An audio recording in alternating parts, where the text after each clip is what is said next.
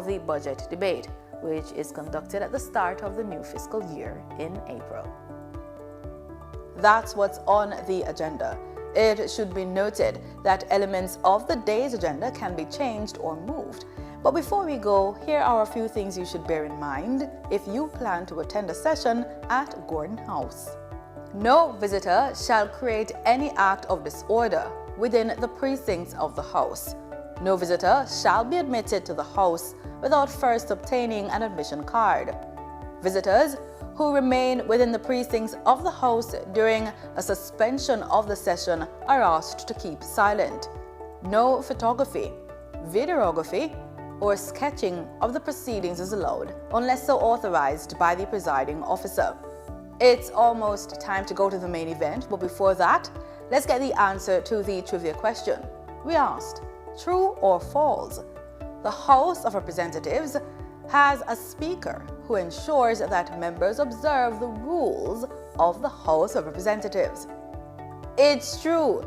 The Speaker ensures that the rights of the opposition are protected and that every member gets a fair hearing. Now over to the proceedings.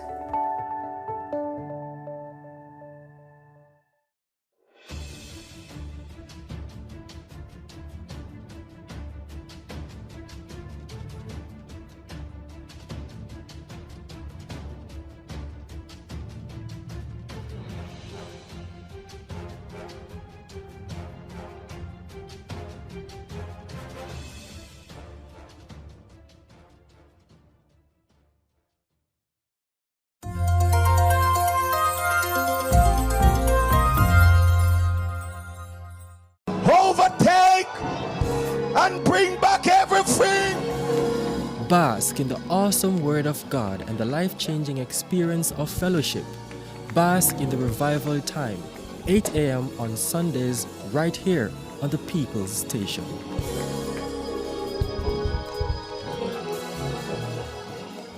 Me, I go show them my way of justice. I'm abused. I need legal advice. I don't deserve this. The truth of the matter is, justice there for all of it. The Ministry of Justice has trained more than 5,600 persons in restorative justice practices. More than 200,000 victims have been supported by the victim services. Legal aid has reached thousands island-wide. Make we talk it out, not fight it out. Call 888 Justice today. Peace begins with us. Every act of kindness, every step towards understanding, brings us closer to a brighter tomorrow. Let's choose unity, compassion, and hope. Together, we can build a future where peace reigns. Brighter tomorrow starting today.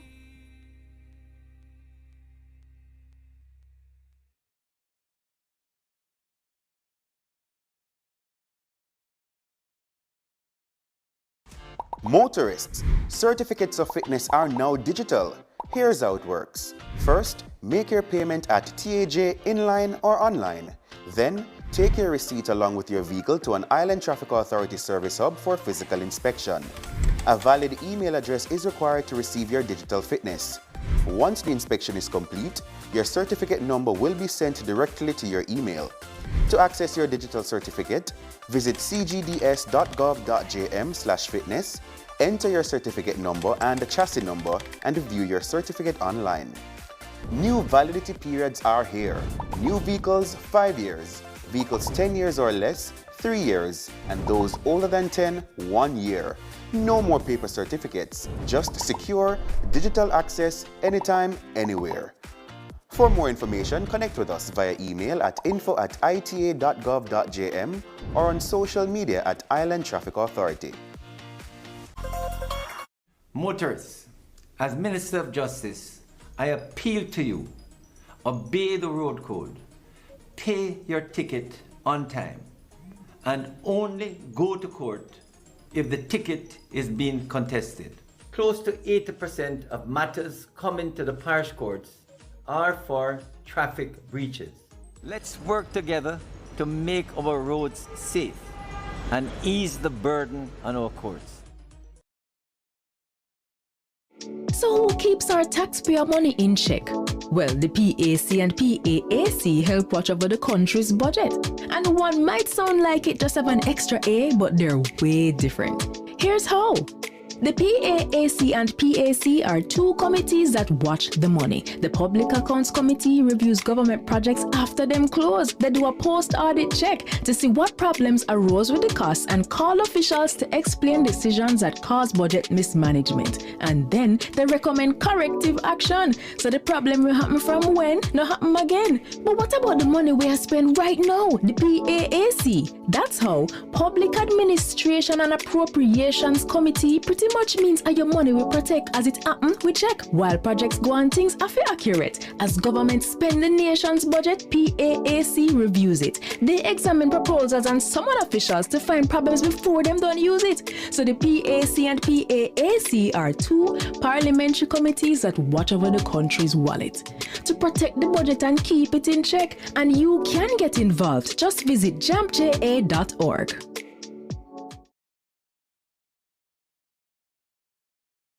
The following is brought to you by the Office of the Prime Minister. Jamaica is changing right before our very eyes. Across the island, billions are being invested into our road networks, from farm and community roads to major roads and highways. Dozens of communities across the length and breadth of Jamaica are receiving access to reliable potable water for the very first time. And thousands of Jamaicans have become homeowners thanks to the historic shifts in policies of the National Housing Trust, making it easier for Jamaicans to receive funding. Not to mention the record number of houses being built. Never dreamed you would own a home? No matter your circumstance, home ownership is possible for you, thanks to the government's new social housing program specially designed to meet the needs of poor Jamaicans at no cost to them. We are building Jamaica. The proceeding was brought to you by the Office of the Prime Minister. Zoom in on the nutrition facts. It there in the table on the side or the back. You fi check out the servings, just do the maths. Not taking too much, finger below the facts. Zoom in on the nutrition facts. It there in the table on the side or the back. Take note of the sodium, the sugars and the fats. 5% or less in the on the right track. You fi zoom in on the nutrition facts. It there in the table on the side or the back. Vitamins, minerals and vitamin 2, 20% and more that good for you. You fi zoom in, check the nutrition facts. You fi zoom in, check the nutrition facts. You fi zoom in, check the nutrition facts. Less sugar, less salt intake and less fat. You fi zoom in. A message from the Ministry of Health and Wellness, Jamaica Moves, the Heart Foundation of Jamaica, the National Health Fund, and JAP. The following is brought to you by MOCA, the major organized crime and anti-corruption agency, with kind support of NIA and USAID.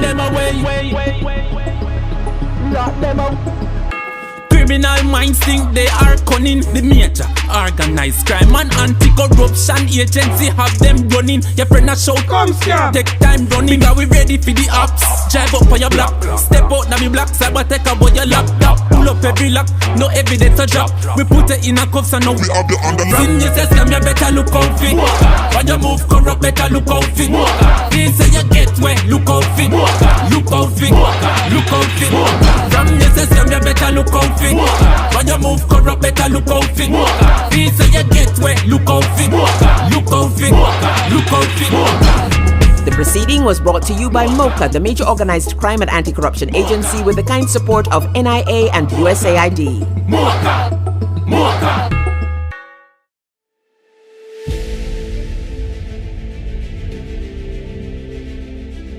Are you an entrepreneur producing an excellent Jamaican product or service? Did you know you can earn hard currency and more significant returns by exporting? Contact the Ministry of Industry, Investment and Commerce to help propel your business along the export lane. Everything you can produce, the Jamaicans overseas want it. We're not going to get rich by just bringing down the debt. We're going to get rich by exporting a lot more. So grow exports, create job opportunities, drive economic growth through exports to make Jamaica a richer and much more prosperous country.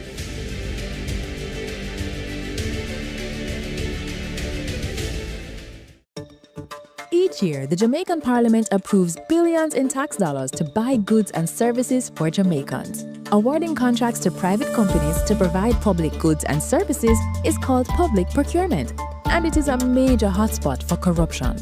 Can citizens spot the red flags in public procurement and help the government protect our taxes? Yes, they can. And here are 6 to watch for. Direct contracting. When contracts are frequently awarded to one supplier without other companies competing to offer a better price and quality, we usually end up paying more and getting less. Contract splintering.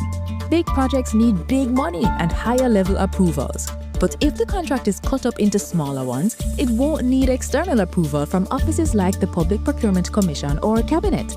This makes it easier for contracts to avoid additional scrutiny. Timing of advertisements. Contracts advertised during distracting periods like the holidays can result in less competition and a really strong advantage for the favored company. Like Christmas time, work slows down and companies are less attentive to business opportunities. Emergency contracting. Claiming emergencies allows officials to legally bypass normal procurement rules, making it easier to award contracts to favored companies. Contract timing. Contracts awarded just before or after election can be payback for campaign support and not based on what Jamaicans really need. Collusion. And what if penalties are not enforced when work is poorly done? This could be a contractor and public official working together for private benefit. And if it is, this is collusion.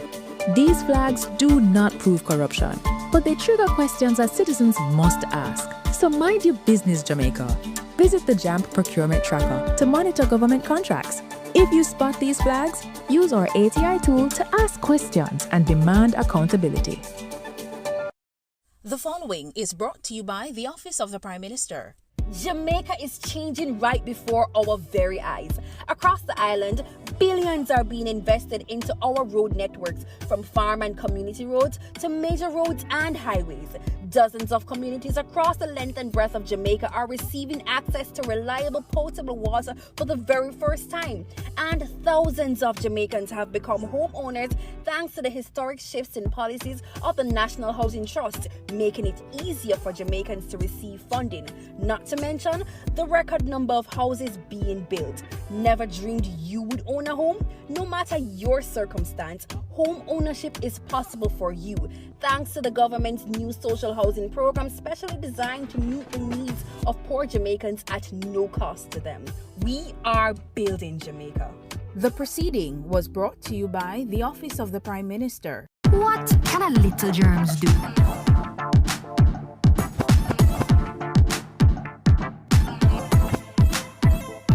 Pink eye running belly, even flu. Germs can make them happen to you.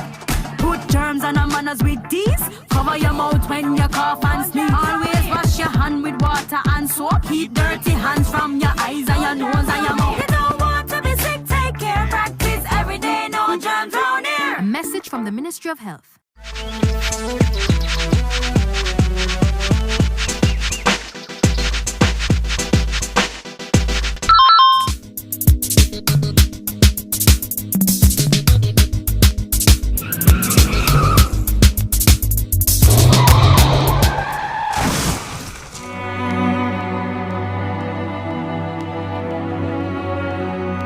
Speeding kills.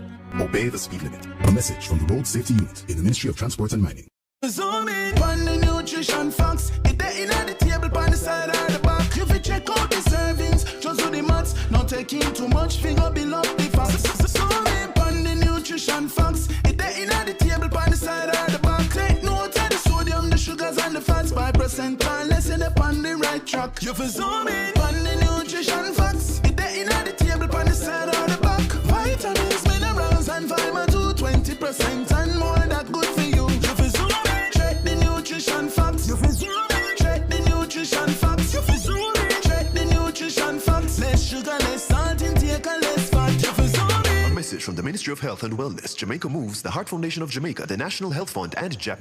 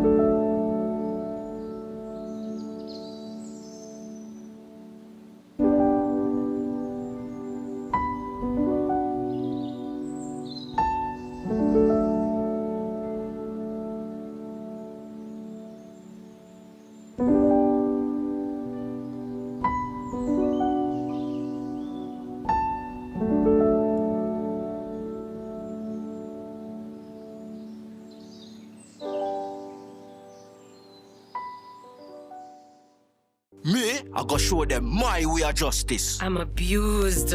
I need legal advice. I don't deserve this. The truth of the matter is, justice there for all of we. The Ministry of Justice has trained more than 5,600 persons in restorative justice practices. More than 200,000 victims have been supported by the victim services. Legal aid has reached thousands island-wide. Make we talk it out, not fight it out.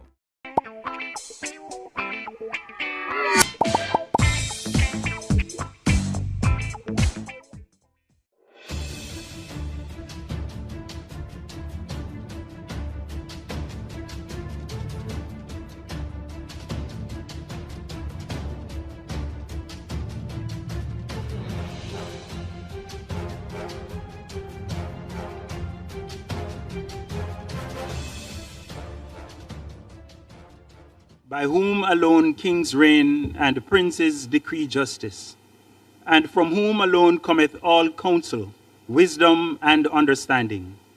We, thine unworthy servants, here gathered together in thy name, do most humbly beseech thee to send down thy heavenly wisdom from above, to direct and guide us in all our consultations. And grant that we, having thy fear always before our eyes, and laying aside all private interests, prejudices, and partial affections, the result of all our counsels may be to the glory of thy blessed name, the maintenance of true religion and justice, the safety, honor, and happiness of the king, the public weal, peace and the tranquility of the island, and the uniting and knitting together of the hearts of all persons and estates within the same, in true Christian love and charity, one towards another, through Jesus Christ our Lord. Amen.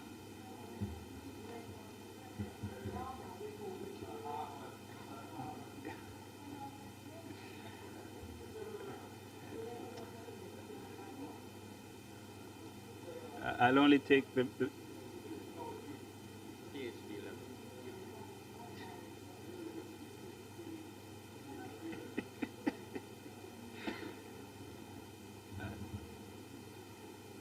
You may be seated.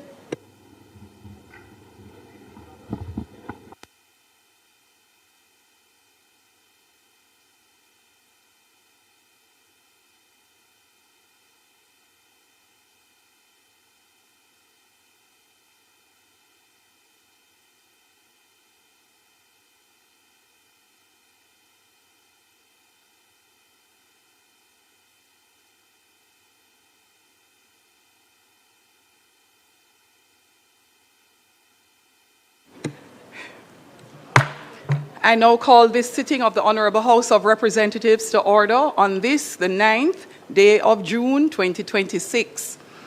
I take this opportunity to extend welcome to all members of this Honorable House, the members of the media or visitors in the gallery, and to the many Jamaicans joining us online and through the various broadcasting platforms. I wish to especially acknowledge and thank the presiding officers of the Caribbean, Americas, and Atlantic region who participated in the recent 22nd Pan-Americas Plenary Assembly and the 10th gathering of Open Parliament Network. This conference held in Ottawa, Canada on May 19th to 22nd.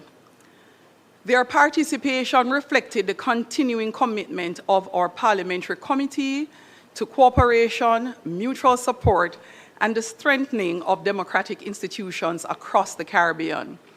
We value the relationship being built among presiding officers and parliaments throughout the region, and further, we join them in the express commitments to look forward to a future with programs that will deepen the collaboration, promote the sharing of experience and best practices, and strengthen our bonds within the Caribbean parliamentary community. Today, the House continues the sectoral debate, and we are scheduled to hear presentations from the Honorable Robert Montague, Minister without portfolio in the Ministry of Economic Growth and Infrastructure Development, with responsibility for land titling and settlements, and the Member of Parliament for St. Mary Western.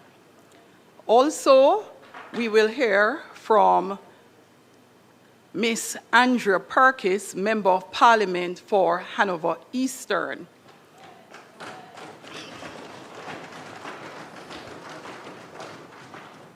As we continue this important debate, I wish to extend a warm welcome to the constituents who have joined us in the gallery today, particularly those from the constituencies represented by the members who will be making their presentations. We are pleased to have you with us, and I trust that your presence here will provide a meaningful opportunity to observe the work of the Parliament and the important role of members of Parliament in the country to the people of Jamaica. Let me make a special welcome to Member Angela Brownberg, who I have not seen for a while. You look resplendent. Additionally, I'm especially pleased to welcome students and teachers from Orocabessa High School, Goshen Primary School, Donington Primary School, and Taki High School. To our students, a special welcome. The Parliament belongs to the people, and it is important that the young Jamaicans are given the opportunity to see democracy at work, to understand how national decisions are made, and to appreciate the responsibilities of citizens and our citizenship to public service. I trust all our visitors will find today's proceedings both informative and engaging, and remind those in the gallery that the chamber is governed by rules of order and decorum. You are therefore not to clap, make loud comments, or otherwise engage in any conduct that may disturb the proceedings of the House. Honorable members, we will now proceed with the business of the day. Call of the roll.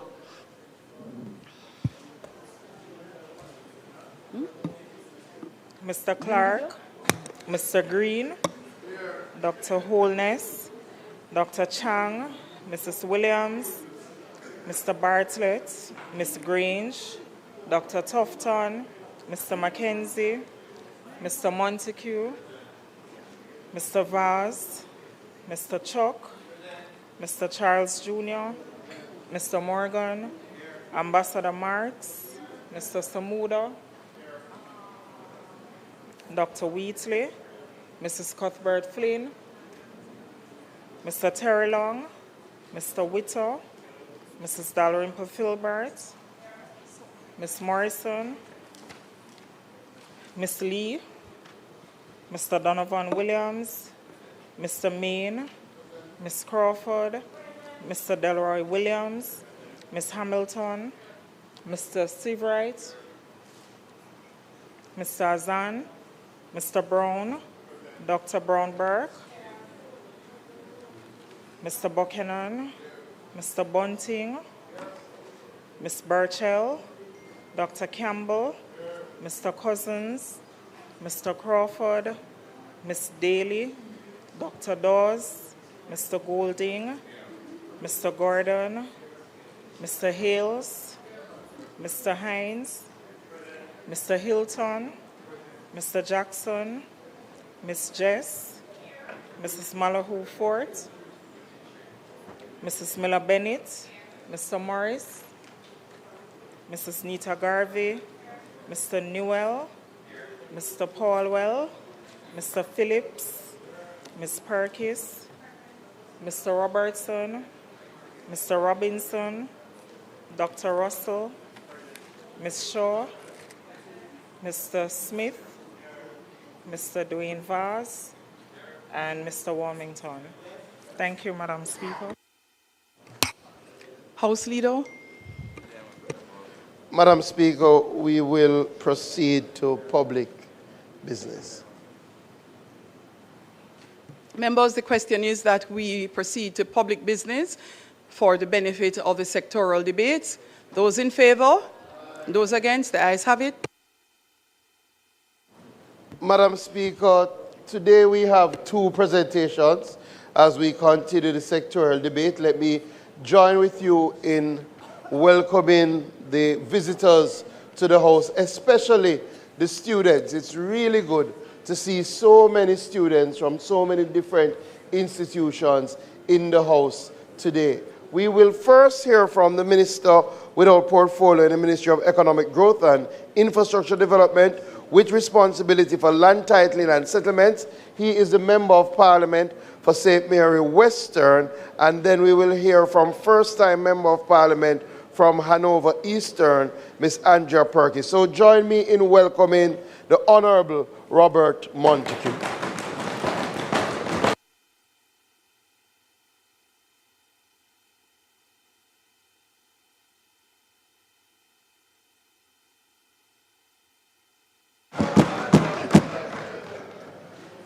Madam Speaker, permission to speak from a seat other than my own. Permission granted, Minister. Thank you. Madam Speaker, may I commend you and your astute, fair, and determined leadership of this honorable House. My lady, stay strong. Firstly, I want to give thanks to the Heavenly Father for granting me this privilege, to the Most Honorable Prime Minister for appointing me to his cabinet, and to my colleagues from both sides, thanks for your guidance and friendship. Thank you, member from Eastern Portland. I love the color of your suit. Let me express my appreciation to the clerk and her staff, to Mrs. Arlene Williams, the best and hardest working permanent secretary in Jamaica. To Everett Hyatt, Willard Hilton, Shade Brown, Lisa K. Sadler, Lorraine McFarlane, thank you. To my security team, thanks for all you do. To Natalie Miranda, Deirdre Moulton Gray, Anne-Marie Pollock, Shauna Stewart, Shadim Kelly, and Dejeuner Connage, my administrative staff, thank you. To the best management team, supervisors, councillors and caretakers, bloggers and party workers, thank you. To the great people of Western St. Mary, thank you for giving me the privilege of serving you for a fourth time. Madam Speaker, in June last year, when friends were few, the workers of Western St. Mary rallied. The people stood by me so that when a 19-point deficit was broadcast and bandied about, some wish that I was done, but I come with it just a come.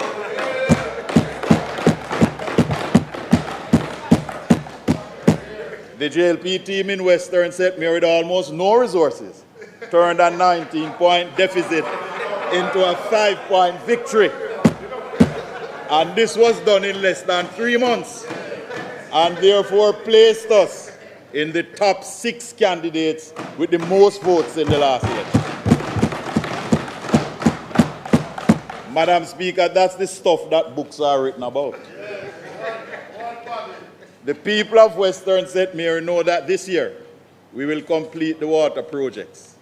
So Springfield, Heartlands, Halifax, Three Hills, Tower Isle, Brooklyn Road, Kidland, Charlestown, Arokobesa, Mile Gully, and Georgetown will see marked improvement. Bless you, Minister Samuda. The clinics in Fellowship Hall and Wood Park will soon be done, so thanks to the Honorable Minister Tufton and his team. And in Hunstown, thanks to the Allen family from Top Pen for donating lands free of cost, they will get a new clinic. I also wish to pause at this moment to express condolences to the family of Ione Brown, a midwife who conceptualized, advocated for, and worked towards establishing the Fellowship Hall Clinic. Nurse Brown passed at age 93.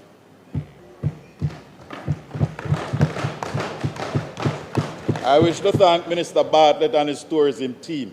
Minister Grange, thanks for the work on the mini stadium, and we look forward to phase 2. Minister Green, the farmers and fisher folks say big up, and the people of Heartland say remember the commitment you publicly made to them when you came to Geisel at the Irish potato launch. Minister Morgan, all of Western St. Mary has asked me to thank you for what you are doing, but they're also asking when you're coming to tour our roads. Mango Valley and Mile Gully said that 1 p.m. promised them a road, and they are confident that he will follow through because he has never failed them yet. The Taki school community wants Dr. Dixon to know that they are still waiting patiently on her to purchase the land beside the school so that they can have 1 campus. I also wish to congratulate Taki as a powerhouse in schoolboy cricket. Recently, the school's under-14 cricket team bowled out your Castle High for 0 all-out in 9.2 overs. This has never happened before, but we're still checking the records. So congratulations, Taki High, coming from their main cricket sponsor. Madam, I will speak more about Western St. Mary in the other debate. But I have been entrusted with building out new systems and methods to making land titling and land settlement better, because we are building on a strong foundation to secure Jamaica's future. I also have a great team at the National Land Agency, one of the best agencies of government, if not the best. I wish to congratulate the National Land Agency on their 25th anniversary. Please take a bow, Ms. Walcott, on behalf of a great team at the NLA. Madam Speaker, it is always good to start at the beginning. We have found at the Land Agency that the oldest land title in Jamaica, Volume 2, Folio 1, is for 10 acres in Green Valley, Agualta Vale, St. Mary, dated in 1894. We are appealing to anyone out there with an older title or any old title to come forward so we can have them recorded. There are approximately 970,000 parcels of land on our valuation roll. 550,000 do have titles, but we know that they have been informal subdivisions, so most of our lands do not have a registered title, and more do not have the title registered in the current occupant's name. We have 379 land settlements, a combination of land lease and land settlements, with 62,690 formal parcels of land. Our checks have so far revealed that approximately 35% of the 62,900 have been informally subdivided. So between untitled lands, informal subdivisions, non-owner occupants, and land settlements, we need approximately 600,000 new titles to completely solve the land titling challenges we face as a country. As a result, land cannot be properly passed through generations. Property disputes, death, broken families, and the true benefits cannot be realized from the land.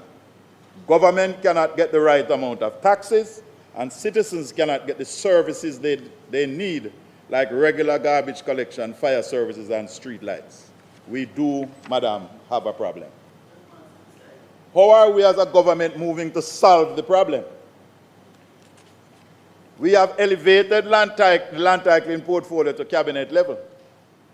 We are moving to solve the lack of human resources by partnering with the government and people of South Korea in opening a training school to train surveyors, draftsmen, readers, checkers, and all related professions in land matters except in lawyers. We thank the government and people of South Korea for signing off and funding this US $9 million project. The impact of this partnership will be enormous, and the bulk of the funds will be used to invest in our people and expand the pool of available professionals. It will also introduce new technologies and will increase our capacity to produce more titles. We have signed an agreement with the Certified Commercial Investment Member Institute, CCIMI, to further train and certify our realtors. The CCIMI is a world-recognized professional certification only available in 31 countries, and Jamaica now makes 32. It is for our realtors and will result in more highly trained and skilled professionals in the real estate sector. We are putting on more workshops for lawyers on how to complete land applications, and these courses are accredited. We have increased our panels of referees from 1 to 5, and we intend to appoint more. We will increase our public education as to how to get a title. We are appointing more and more adjudication committees, and we are exploring the option of referring adverse possession applications to adjudication committees. We intend to digitize all our processes, including surveys, so that we can begin by next September the issuing of e-titles. This will make the process smoother, easier, and more secure. This will then allow us to do upwards of 30,000 or more e-titles per year.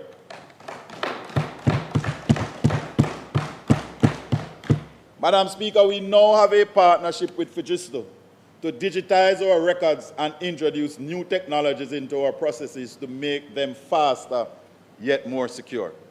We intend by next September, as I said before, to begin issuing e-titles and recalling old titles. The e-title system will also help landowners to watch their properties so that they will be alerted if someone applies to title their lands. This will reduce the instances of persons moving to take over your land by adverse possession. There will be a fee, of course, for this property watch service. Madam Speaker, some people are abusing the adverse possession arrangements. Some have made an industry out of it. While we as a government support the productive use of land, we do not support wholesale and speculative possession. Equally, landowners here and abroad cannot have lands and do not exercise ownership. We appeal to you to visit your lands, fence it, use it productively, pay your taxes, or sell it. But do not just abandon it. Do not leave it to chance. However, we are examining how we can refer adverse possession applications to the local adjudication committees for their input on these applications, as the committee members are mainly from the local community and will be able to give more information rather than the referees who are stuck in Kingston. This, along with the property watch service, will help to level the playing field. But the best remedy is for you to use the land productively. We want our lands in production. We want to encourage landowners that they must watch their properties and make economic use of it. Paying a little taxes does not solve the adverse possession challenge. Landowners must also occupy and use their lands. It will also help the government by more accurately identifying idle lands. Digitizing the processes will also help us to identify and flag informal subdivisions whenever we are updating the valuation rules. Madam Speaker, it will take us about 2 decades to get our titling issues resolved if we have the full cooperation of the public. Longer without it. We have two major streams for titling: systematic, voluntary, or ad hoc. Under the systematic land registration process, the government declares an area and provides surveyors to survey every parcel in the declared area, pays for the lawyers to do the applications, and produce the title.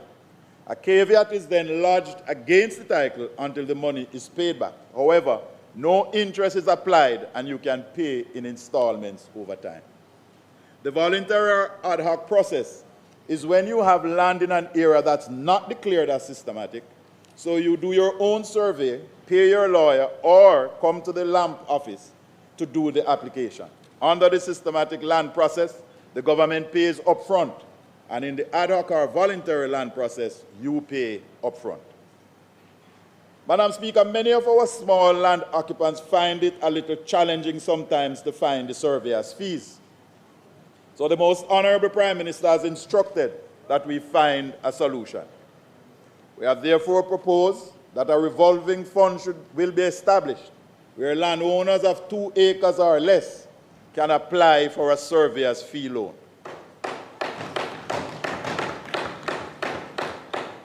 Once the applicant applies through LAMP, an NLA-trained and certified lawyer or a recognized land management service company, they will qualify, and these funds will go directly to the surveyor and a caveat lodged against the title so that the taxpayers will recover the money. This will greatly help many families who today cannot afford to pay a surveyor. In our drive for partnerships, Madam Speaker, we have taken our manifesto and election promise forward. We have met with our churches and their organizations, and we are working with them to utilize the window that has been established to get untitled church lands titled.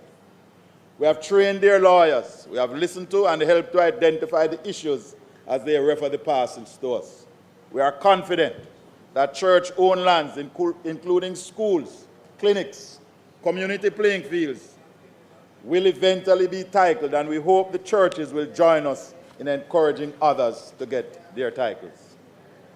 Madam Speaker, the National Land Agency, through the Commissioner of Lands, will expand the vendor's mortgage window. This will allow persons who have bought government lands to immediately get their titles with a registered vendor's mortgage. This will allow them to continue paying their installments, but they will have their titles in their hands. Madam Speaker, we are in the middle of an intensive consultation and discussion program as to our squatting challenges. We know that there is a need for land for the landless and also for orderly development. There is also the need for respect for property rights. Some of the issues under discussion are: should we reduce the time for adverse possession of crown lands? Should we increase the time for private lands for adverse possession? How do we balance the various needs? But we have settled on some points, Madam Speaker. No member of Parliament, nor councillor, nor JP, nor big man, nor area leader can sell government land.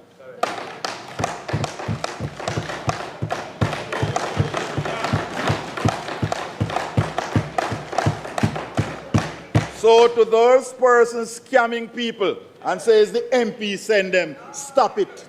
Because the MP never send you go do nothing like that.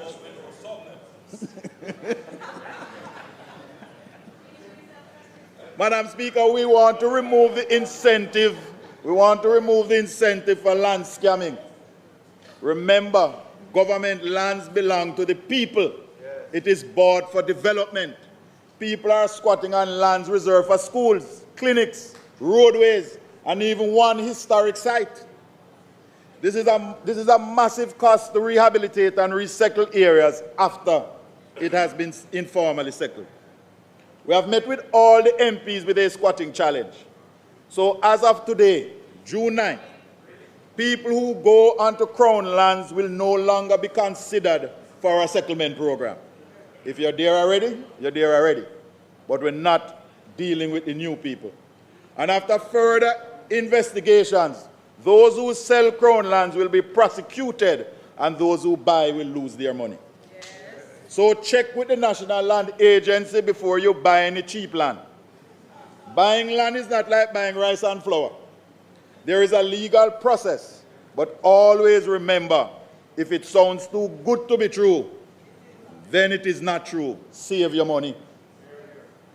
We have done drone and spatial surveys, and we know what is already on Crown lands.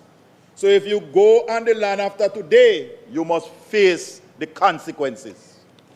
In the meantime, we will soon announce a major program to address squatting in a structured, orderly, and legitimate manner. Madam Speaker, after Hurricane Melissa, this government moved swiftly to acquire containerized houses to help those whose houses were completely destroyed. The Prime Minister has recently asked me to give some oversight towards the completion of this project. We collectively express support to the families that were affected by Hurricane Melissa and express our deepest regrets to those who mourn the loss of loved ones. As I gather the facts, examine the systems, and move to build out the units for our fellow Jamaicans, I make an appeal for us to be united as a nation in this effort. I seek consensus, not confrontation. I seek help, not hindrance. I seek solutions, not setbacks. The people need solutions, solace, and stability. To help our brothers and sisters in need, we must be our sole aim, our sacred objective, and our national goal. It is the first time Jamaica has attempted this type of project in such a big way. So let me admit that we will not always get everything right every time. We are only humans. But we must use all resources, all safeguards, and oversights to implement the project. We have just established and signed a memorandum of understanding with other ministries, agencies, and stakeholders to share data on available land, occupancy, property damage, and beneficiary information. This will help to prevent duplication and delays and lessen informal squatting. So to that end, we established a broad-based housing committee to not only deal with containerized housing, but housing in Jamaica in general. The type, the needs, the standards, the affordability. We invited people from both local and central government, professional bodies, the private sector, our universities, contractors, developers, hard trusts, and all agencies that had dealings with housing. The Integrity Commission was invited and attended, and we have also extended an invitation to the Auditor General. The opposition is an integral player, and I wish to pause to publicly thank Mr. Mark Golding for his gracious and kind letter, in which he brought to my attention that the person we had listed as the opposition representative had not been named by him. We acknowledged this and added his nominee while still retaining the original person. We wish to place on record our thanks for all the committee members for their contribution. So much can be achieved when we work together. This committee produced a repair manual done by the Bureau of Standards based on the building codes, suggested no-build zones, and we will be segmenting the building code to better meet the needs of our people. The Prime Minister from early in the process had mandated that the basis and accompanying works for these units should come from donated funds. This is so that people who donated their hard-earned cash could clearly see and know how their money was spent and on what. Furthermore, in years to come, they can come and look at the basis to these containerized homes and feel satisfied that their donation helped to bring comfort to a family, shelter after a storm, and a home for a child. The Auditor General's report on donated funds has vindicated the Prime Minister's wise decision. As you go through the report, it has not said any funds are missing or misappropriated. The spend has been slow, that's true, because we are following other processes and navigating uncharted waters. But the hard-earned donations of Jamaicans, foreigners, agencies, companies, and partners are all accounted for.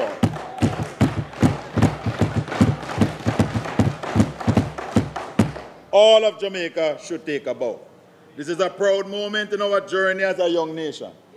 Having been hit by the most devastating weather event, thousands of people were displaced, many government systems and people affected, prolonged period without basic services and even food shortages. In some areas, farms destroyed, but nevertheless, we have held our collective head high because the people's hard-earned money that was donated is all accounted for. No thought, no suggestion, no conclusion of any irregularity. Prime Minister, congratulations. Once again, you have demonstrated the type of leadership that continues to make Jamaicans proud. The audit was not only about how much was unspent or spent, it also showed some gaps and showed up some weaknesses. And the country can be assured that our Prime Minister has already moved to implement the recommendations, strengthen the weaknesses, and close the gaps. The Auditor General's report was good for Jamaica. It shows that the government can account for donated money. It helps our organizations, charities, and other institutions who also receive funds. It lights the way to accountability. Maybe some of these bodies who got donated funds should at least say how much was donated, how much was spent, and how much is left. And of course, what are they going to use it for? Accountability requirements are not just only for government, it is for all Jamaicans.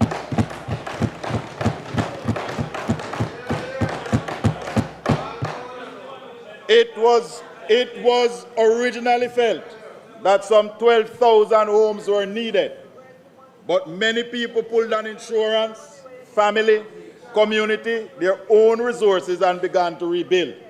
The government also assisted thousands under the Roofs program.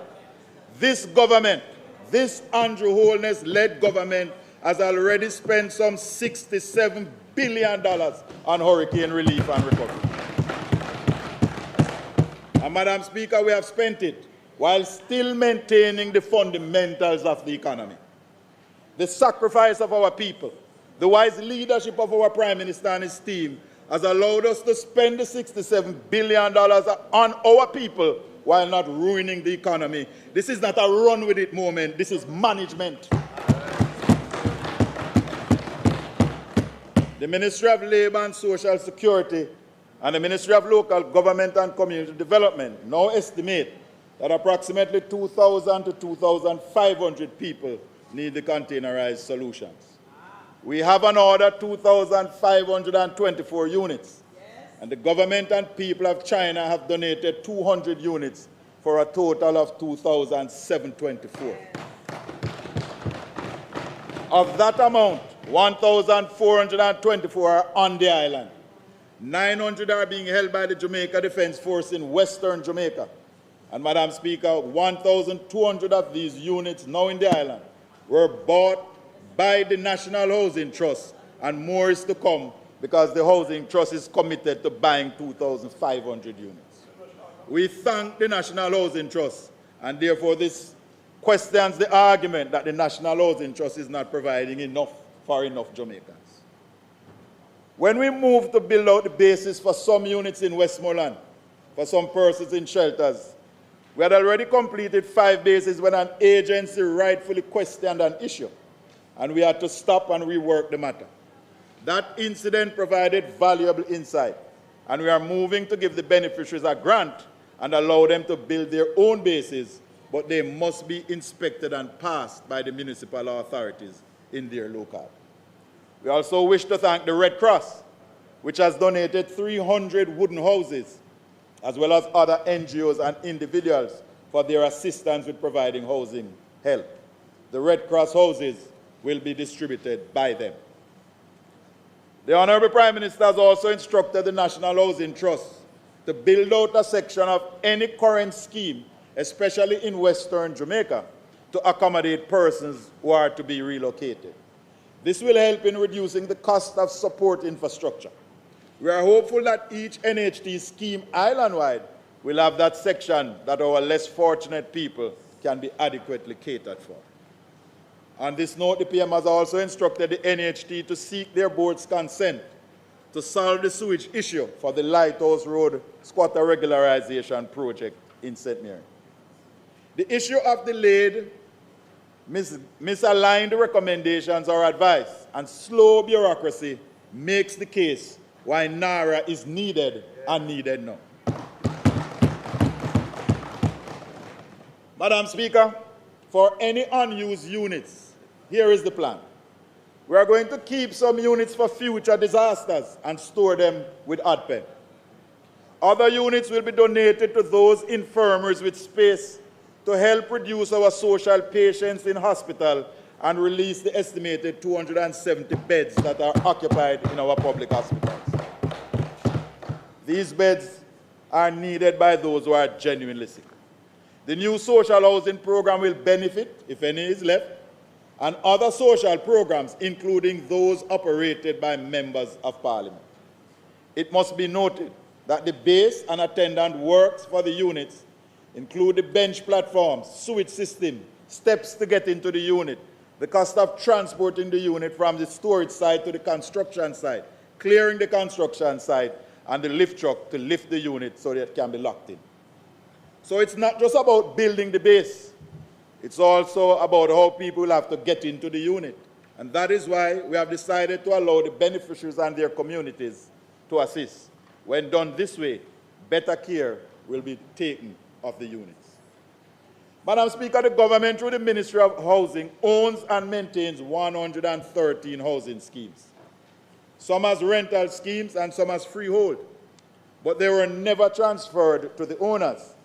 But starting this year, we will have them assess and do the corrective works on at least one scheme so that we can apply to the municipal authorities for certificates of completion, have them strataed, and then titles issued to the beneficiaries. They have been waiting too long. Madam Speaker, based on the amnesty for people owing $150,000 or less to government for housing units, we have found that over 2,000 housing accounts qualify. This government, this caring government, is moving to produce and release titles for the long-awaiting first-time homeowners. The ministry, as part of the hurricane response, assisted over 3,000 persons with copies of their documents that were destroyed or damaged at no cost to them. We had the documents on file, copies of them on file, so we were more than happy to produce copies for the people. We have distributed over 1,000 titles so far this year, and we have more to do. As a matter of fact, in Mandeville, they are now calling the Prime Minister the titler. This financial year, we intend to produce over 5,000 titles, including in Southwest St. Andrew. Our surveyors are currently doing 4,000 surveys, and in partnership with the NHT, we intend to do more. We are in discussion with the Ministry of Mining to finalize a project to create titles for the over 3,000 Jamaicans who have been relocated by the bauxite industry and cannot get titles. This government, this Andrew Holness-led government, is moving to correct that. Madam Speaker, it is our intention this year to pass the Registration Shared Community Act, which has been referred to as Joint Select. We also intend to introduce an amendment to the Registration of Titles Act, which will have consequential amendments to the Special Provisions Act, the Land Surveyors Act, and the Land Valuation Act. Madam Speaker, there are too many Jamaican families who have worked land for years and cannot realize the full benefits from the land because it is not theirs. Too many schools, churches, and clinics cannot get access to grant funding because they have no proof of ownership. Too many wasted hours because of family fights over deadlift. Too many lives have been lost. Too much wasted potential, but Madam Speaker, no more. This government is determined to right the wrongs of the past and properly title every square inch of Jamaica using technology, training, and partnerships. We are building on the strong foundations for generations to come. To those awaiting containerized housing solutions, we seek your continued patience as we work through the bureaucracy. The solution is close. Yes, we understand that sometimes the bureaucracy feel like it might kill democracy, but there are laws, rules, and regulations that we must observe. We seek your understanding. We were happy to help those that needed to copy documents, happy that we have begun to issue titles or carve the path for you in government high-rise buildings to get your title. Thanks for the professionals' help in establishing suggested no-bill zones as we recover forward. I also extend thanks to the staff in the various government entities and ministries as we work to improve our systems. Madam Speaker, my father of blessed memory, who would have been 109 last Sunday, has always said, everyone should get their name on one of 3 rolls or books. The book of life, you must, he says, take the golden pen and write your name up there. The voters' roll, so that you can continue to exercise your franchise and vote for the Jamaica Labour Party to continue in office. And finally, he says, get your name in the registrar's book of titles. Own a little piece of Jamaica, own a piece of the rock, and make sure it is properly titled. Madam Speaker, this is not just about land. It is about building strong foundations, member from St. Thomas East. This is a call for all of us to use our energies and efforts to get our people's titles so that Jamaica may, under God, increase in beauty, fellowship, and prosperity. Madam Speaker, if it so pleases you.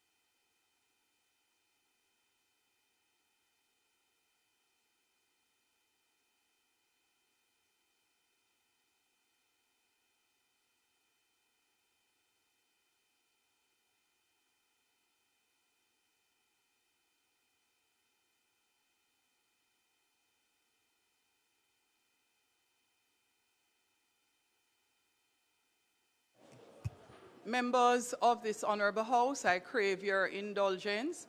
The gallery was filled with the visitors for our previous presenter, and we're just allowing a little time to allow persons on the outside to come into the gallery for the remaining presentation.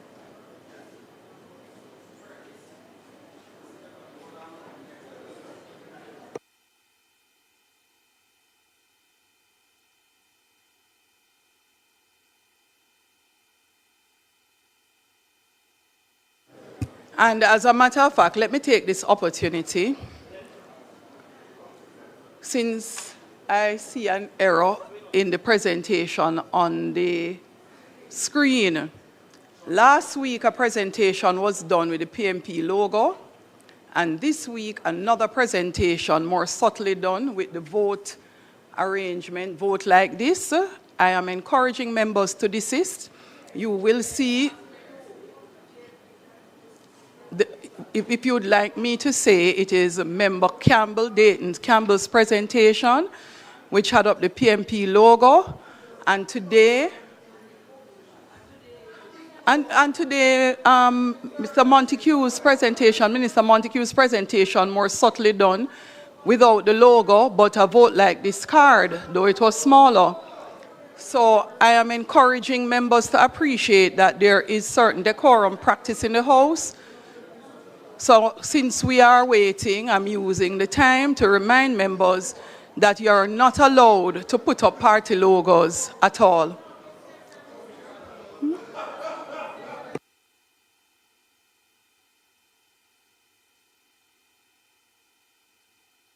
Okay, members, please.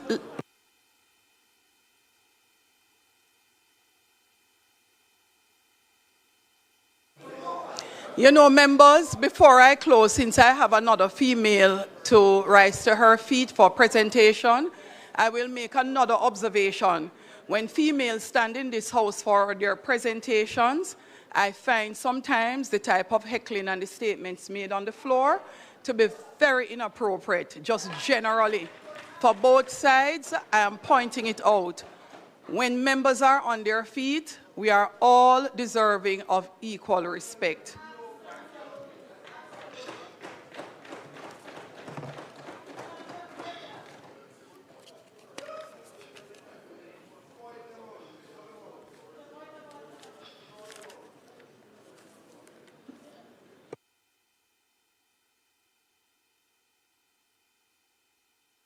We will now invite to her feet the member from Hanover Eastern to make her presentation.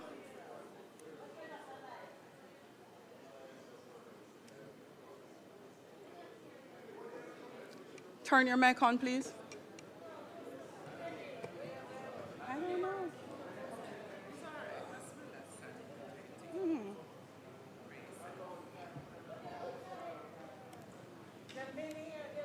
They've been here. We don't know. We have to ask the marshal. We were told that they were going to come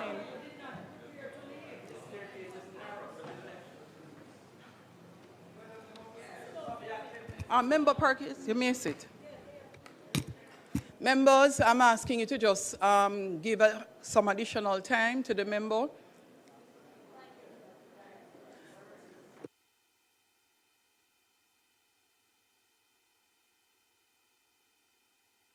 House Leader, a moment, please.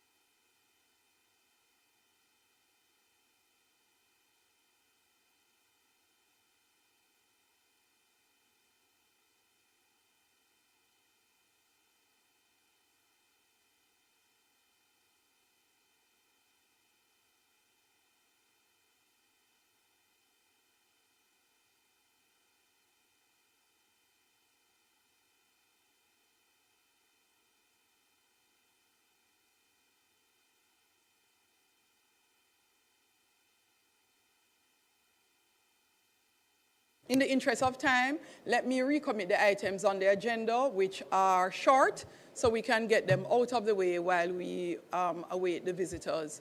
House Leader. Yes, Madam Speaker. We'll get back to public business, so we'll just go through the agenda, coming back to Ms. Perkins. Those in favor? Aye. Those against? The ayes have it. Statement by ministers? None. Announcements, Clerk? Laid on the table of the House are the following. The Insurance Amendment of 20th Schedule, Number 2 Regulations 2026 under the Insurance Act. Auditor General Department's Performance Audit Report, National Water Commission, Effectiveness of Managing Capital Projects, Assessing Budget Credibility at the Entity Level. Auditor General's Department Certified Appropriation Accounts under Head 26059, Major Organized Crime and Anti-Corruption Agency for the year 2022-2023. Integrity Commission's investigation report into concerns that the following officers employed to the Information and Communication Technology Authority failed to file their statutory declaration with the Commission for the year 2023 contrary to law and their indicative ruling. 1. Mr. Walt Brown, a department head, data management, and 2. Mr. Mark Murray, a senior programmer analyst.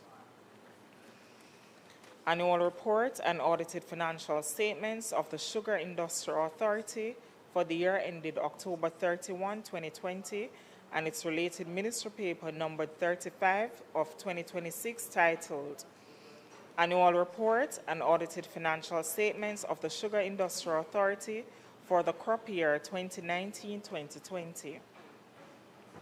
Financial statements of the Consolidated Fund for year ended March 31, 2026, and its related ministry paper numbered 36 of 2026 titled Financial Statements of the Consolidated Fund for the year ended March 31, 2026. Annual Report of the Board of Supervision for the Relief of Poor in Jamaica in relation to the following fiscal years: 2014-2015, 2015-2016, 2016-2017, and 2017-2018. And finally, the Integrity Commission's investigation report into concerns that Ms. Dana Ashpole, a Chief Executive Officer, formerly employed to the Cannabis Licensing Authority, failed to file her statutory declaration with the Commission for the year 2023 contrary to law and its indicative ruling. Thank you, Madam Speaker. Bills brought from the Senate. Clerk. The following is a message from the President of the Senate. To the Honorable House of Representatives, I have the honor to advise the Honorable House of Representatives that on the 5th day of June 2026, a bill entitled An Act to Amend the National Housing Trust Act was passed in the Senate without amendment. The Honorable Thomas Tavares Finson, OJ, CD, KC, JP, President of the Senate. Thank you, Madam Speaker.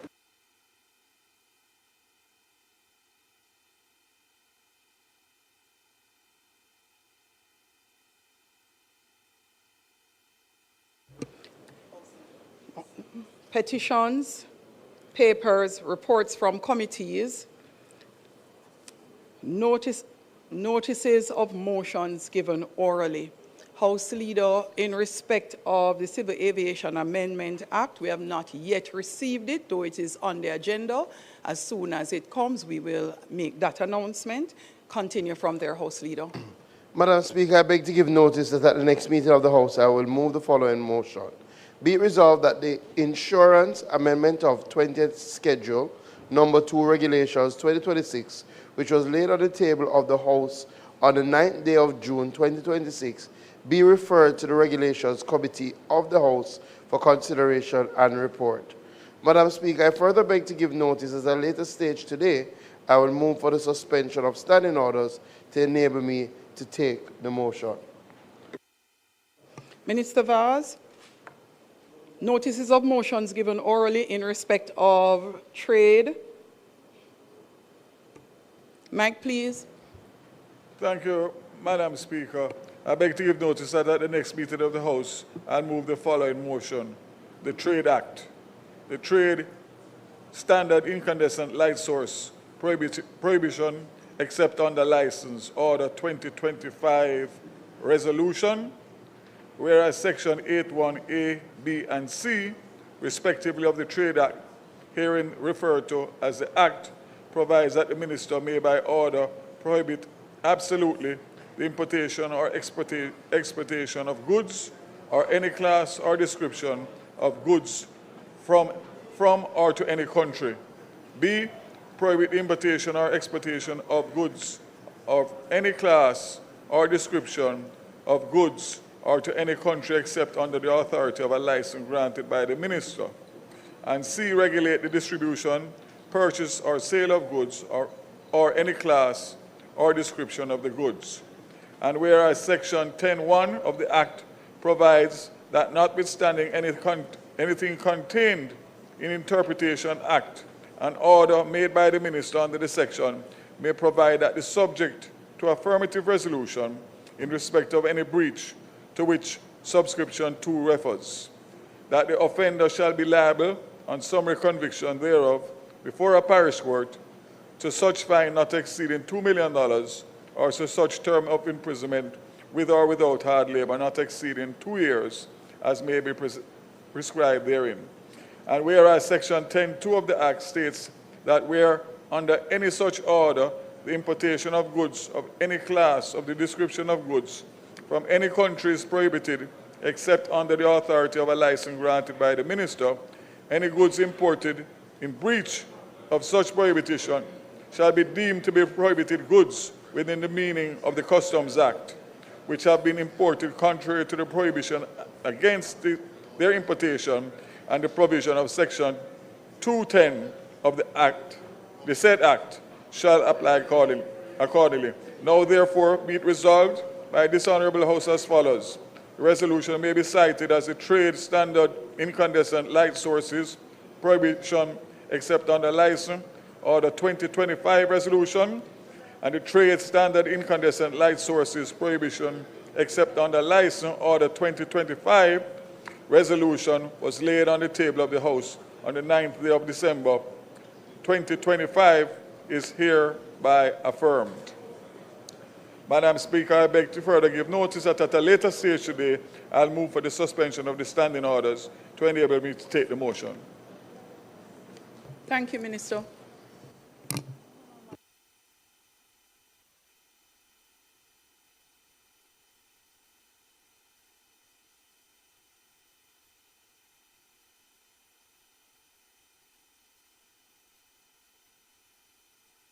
Minister Vaz, a moment, please.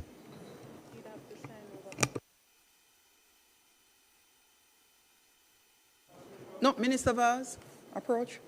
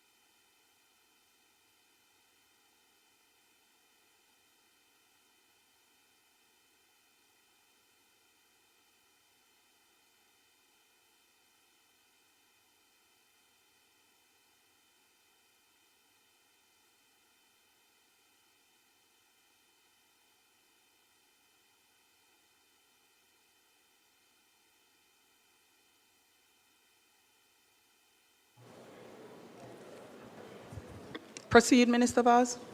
Thank you, Madam Speaker. Can I ask that the Trade Act, the Trade Standard Incandescent Light Sources Prohibition, except under license order, is changed from 2025 to 2026, the resolution? Noted for the records, Minister. Thank you, Madam Speaker. So, Madam Speaker, I now move for the suspension of the standing orders to enable me to take the motion, notice of which I gave earlier.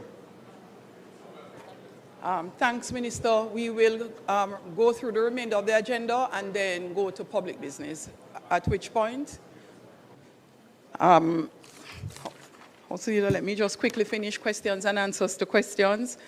Motions that may be made at the commencement of public business requiring notice, motions relating to the sitting of the House, motions for leave to introduce bills, presentation of bills without leave of the House first obtained. We're back in public business. House Leader. Madam Speaker, we will now take the first-time Member of Parliament making her first maiden sectorial presentation.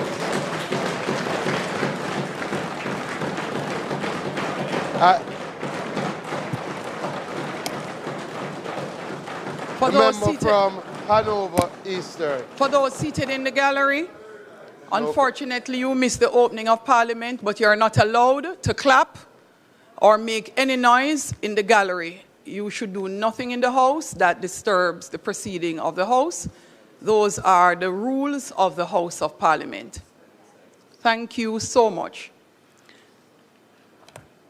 Member, I join the members of the House in congratulating you for joining this House and look forward to your presentation within the time limit allowed.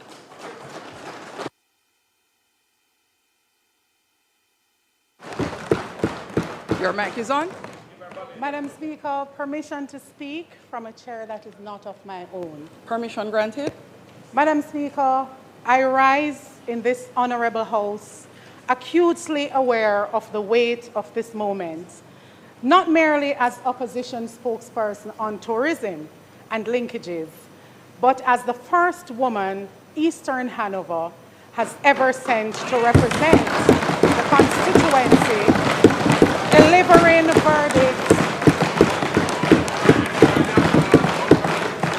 delivering verdict that echoes beyond the constituency boundaries. Real representation matters. Thank you, Eastern Hanover. And thank you to my hospitality workers that are here with me. Madam Speaker, I am equally grateful to the Leader of the Opposition, Mr. Mark Golding, for his confidence in entrusting me with this critical portfolio. Before I address the substance of this presentation, permit me to acknowledge those without whom I could not stand here today. To my family, my father, my mother, my spouse, and my daughter, Italy, you are my foundation and my fire.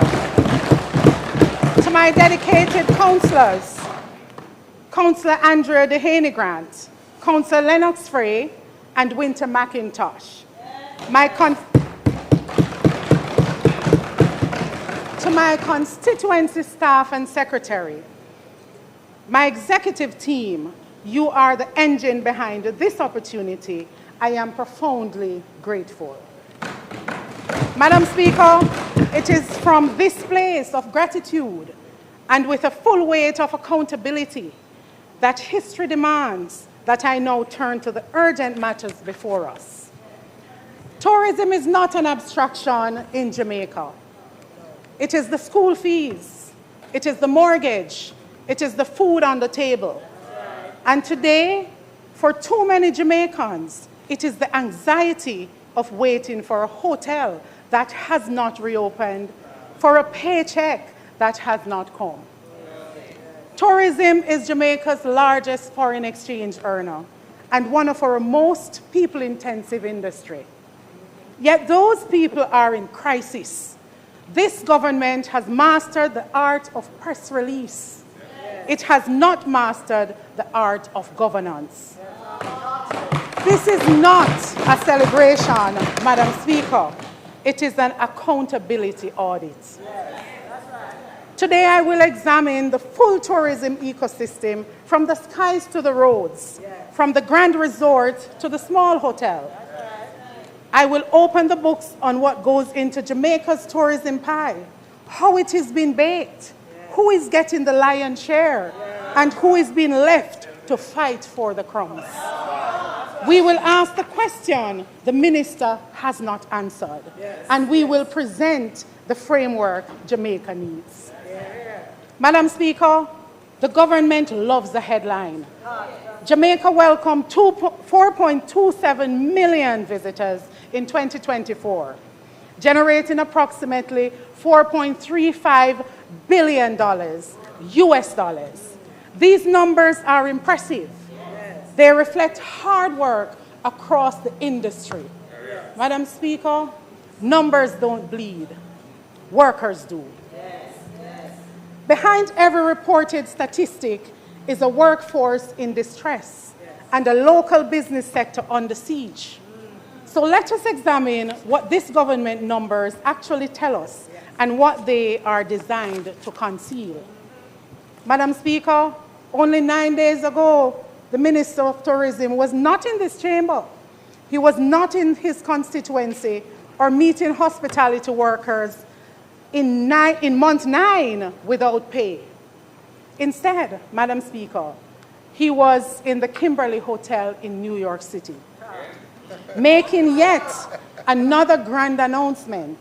In the next 10 years, 10 million visitors, 10 billion US dollars, a new acronym, a new press release, a new headline, likely another missed target.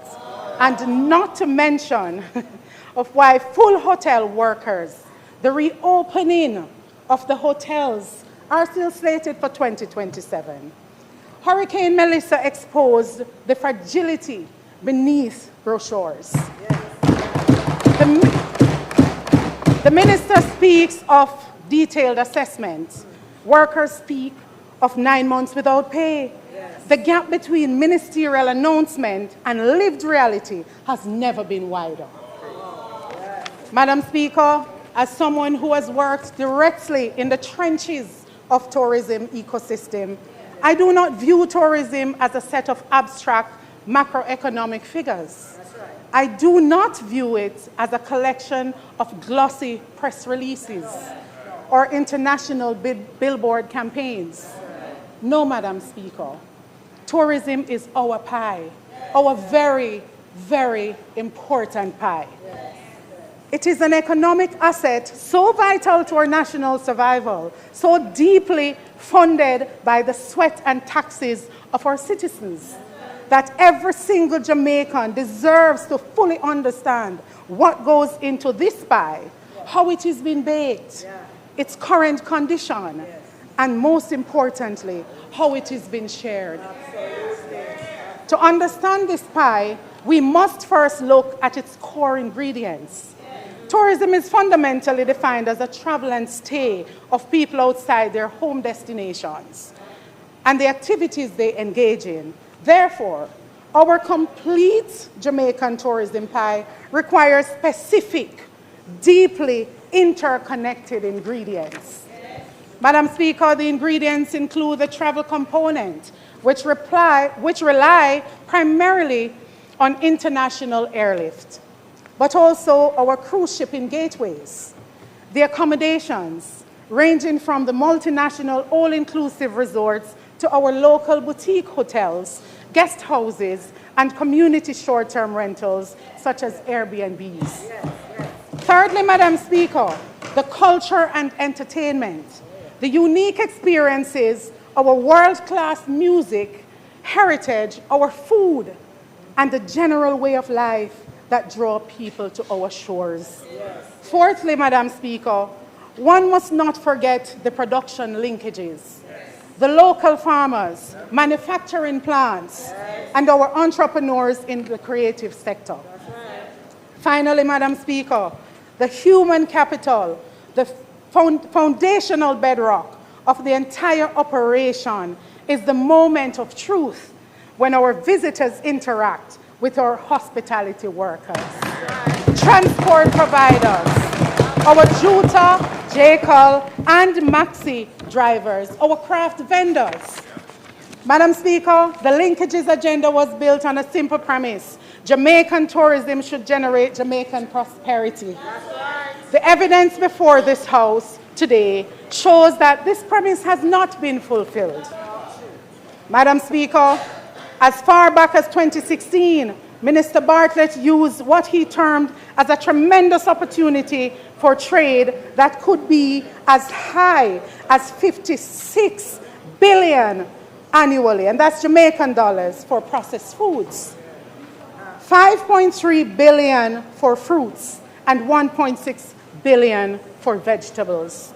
Madam Speaker, the minister stated that annual leakage in the manufacturing sector is estimated at some $65.4 billion as the total annual expenditure by the tourism sector on manufactured foods.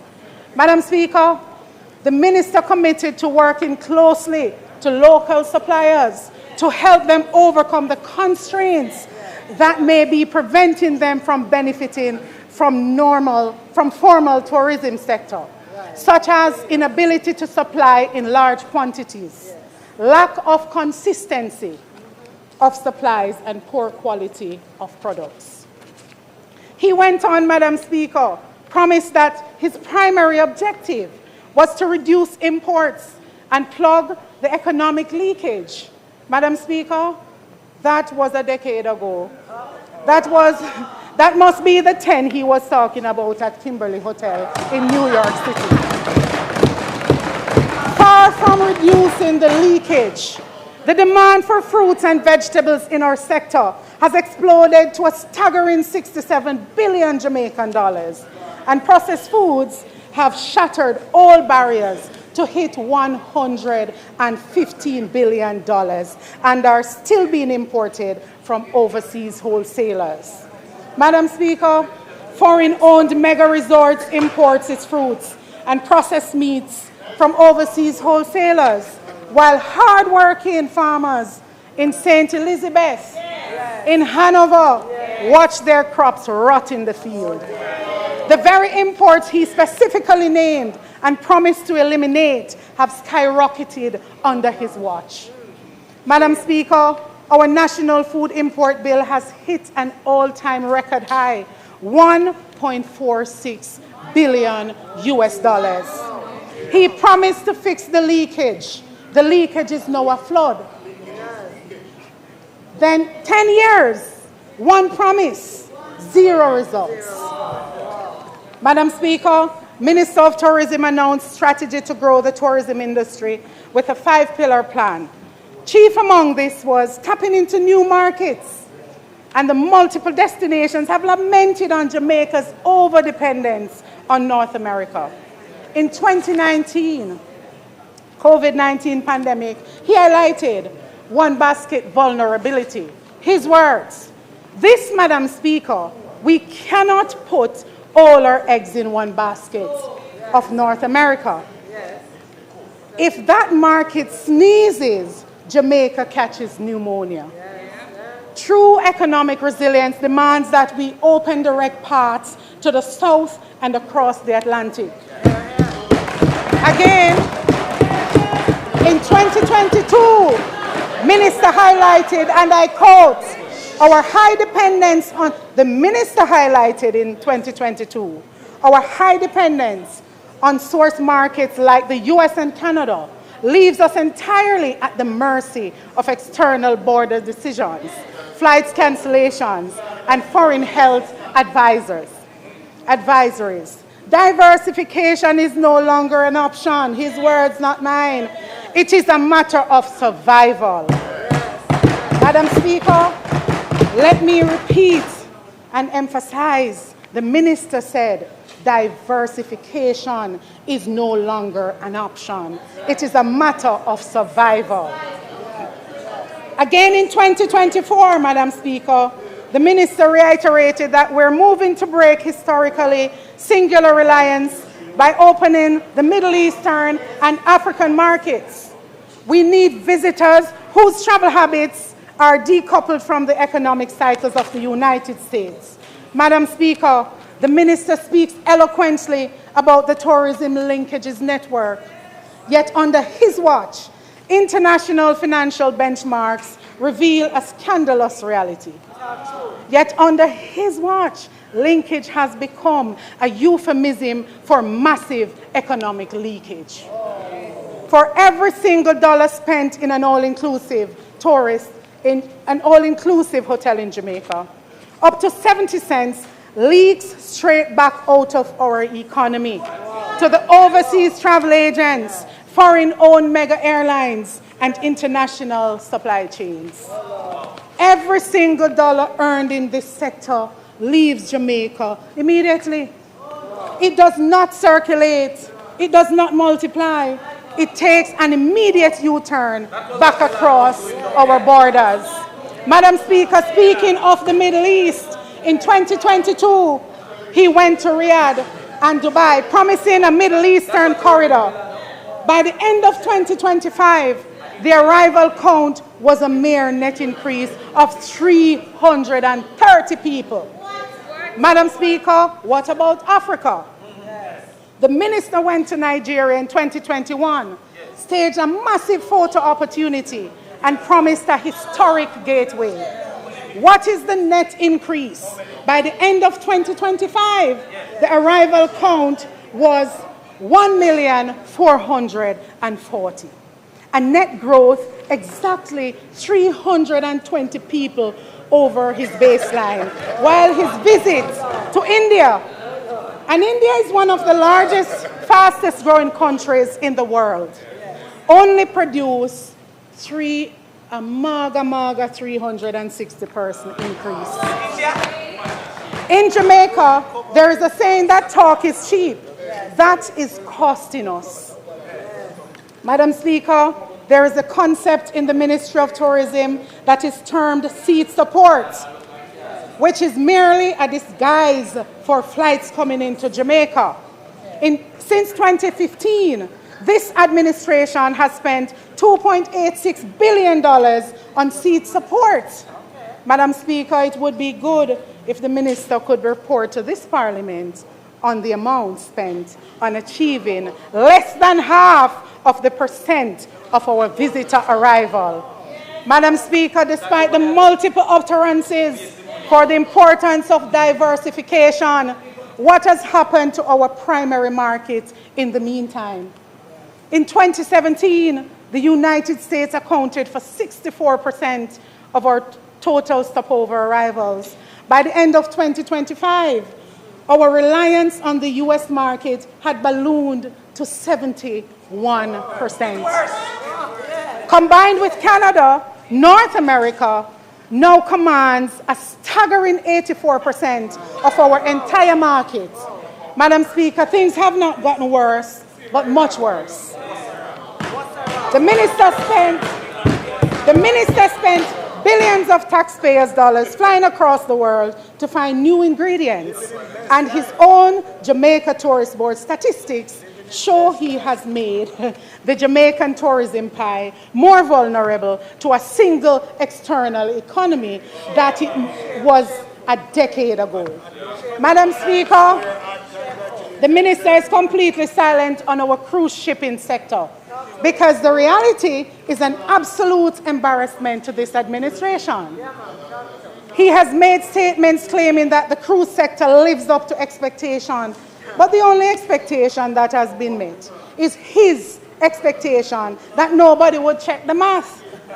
Let us unmask the numbers. In 2019, before the pandemic, Jamaica welcomed 1,544,233 cruise passengers to our shores. That was 2019. Fast forward to the end of 2025. Jamaica finished the year welcoming 1.1 million 361,000 cruise passengers. Madam Speaker, our cruise sector has declined. Madam Speaker, our cruise sector has declined by 28% compared to 7 years ago.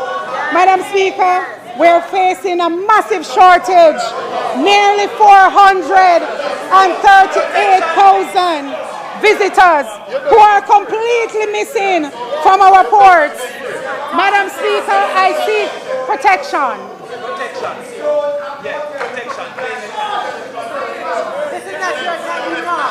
Let me reiterate, Madam Speaker. Members, please allow the members.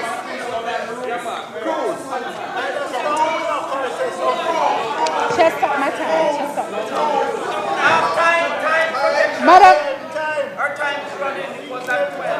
Madam Speaker,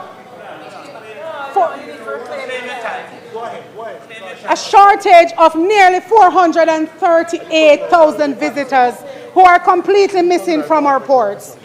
438,000 visitors using our taxi service to buy our craft, to experience our attractions. Madam Speaker, let's go deeper into the math. Government's inability to reclaim cruise market share has cost our tourism practitioners over $3 million in passenger opportunities.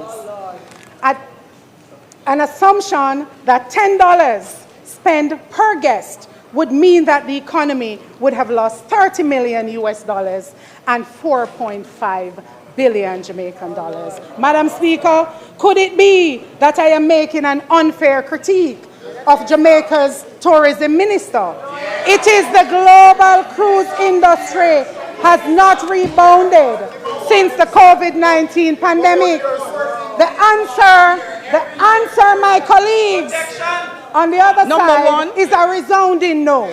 Global cruise volume has skyrocketed to an all-time high of 37.2 million passengers, a 25% global expansion over 2019. Further, Madam Speaker, could one say that the cruise... Hold on, member. I've stopped your time. Could you please take your seat?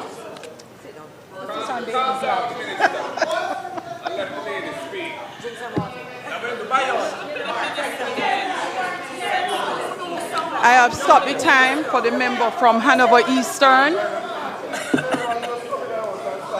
and for the member from St. Catherine East Central, the member from St. Catherine East Central,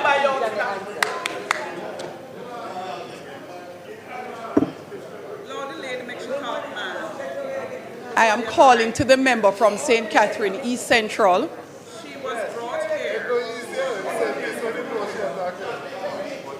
Thank you, Andrea. Thank you, Andrea. I am thanking her.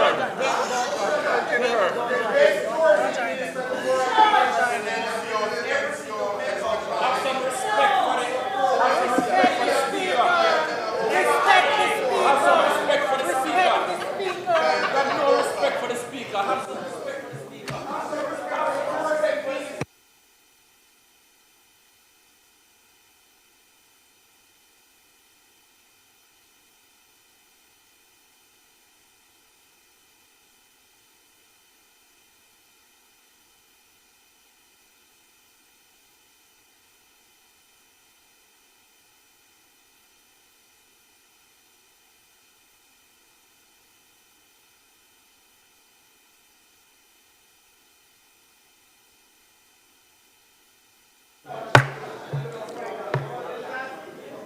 Members, for those members who seek the protection of the Speaker, it would be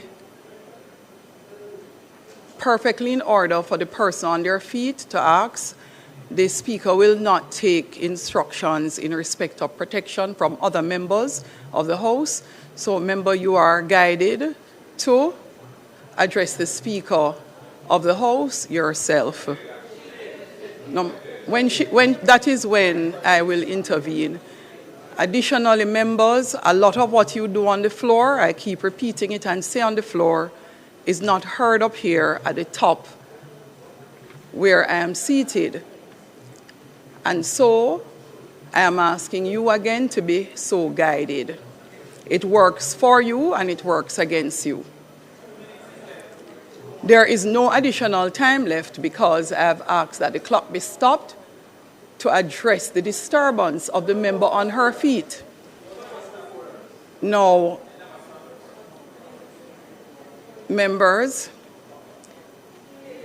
when the disturbance comes from the opposite side of the house, unless the individual is very close to the mic or very loud, the only place they are causing disturbance is in this house.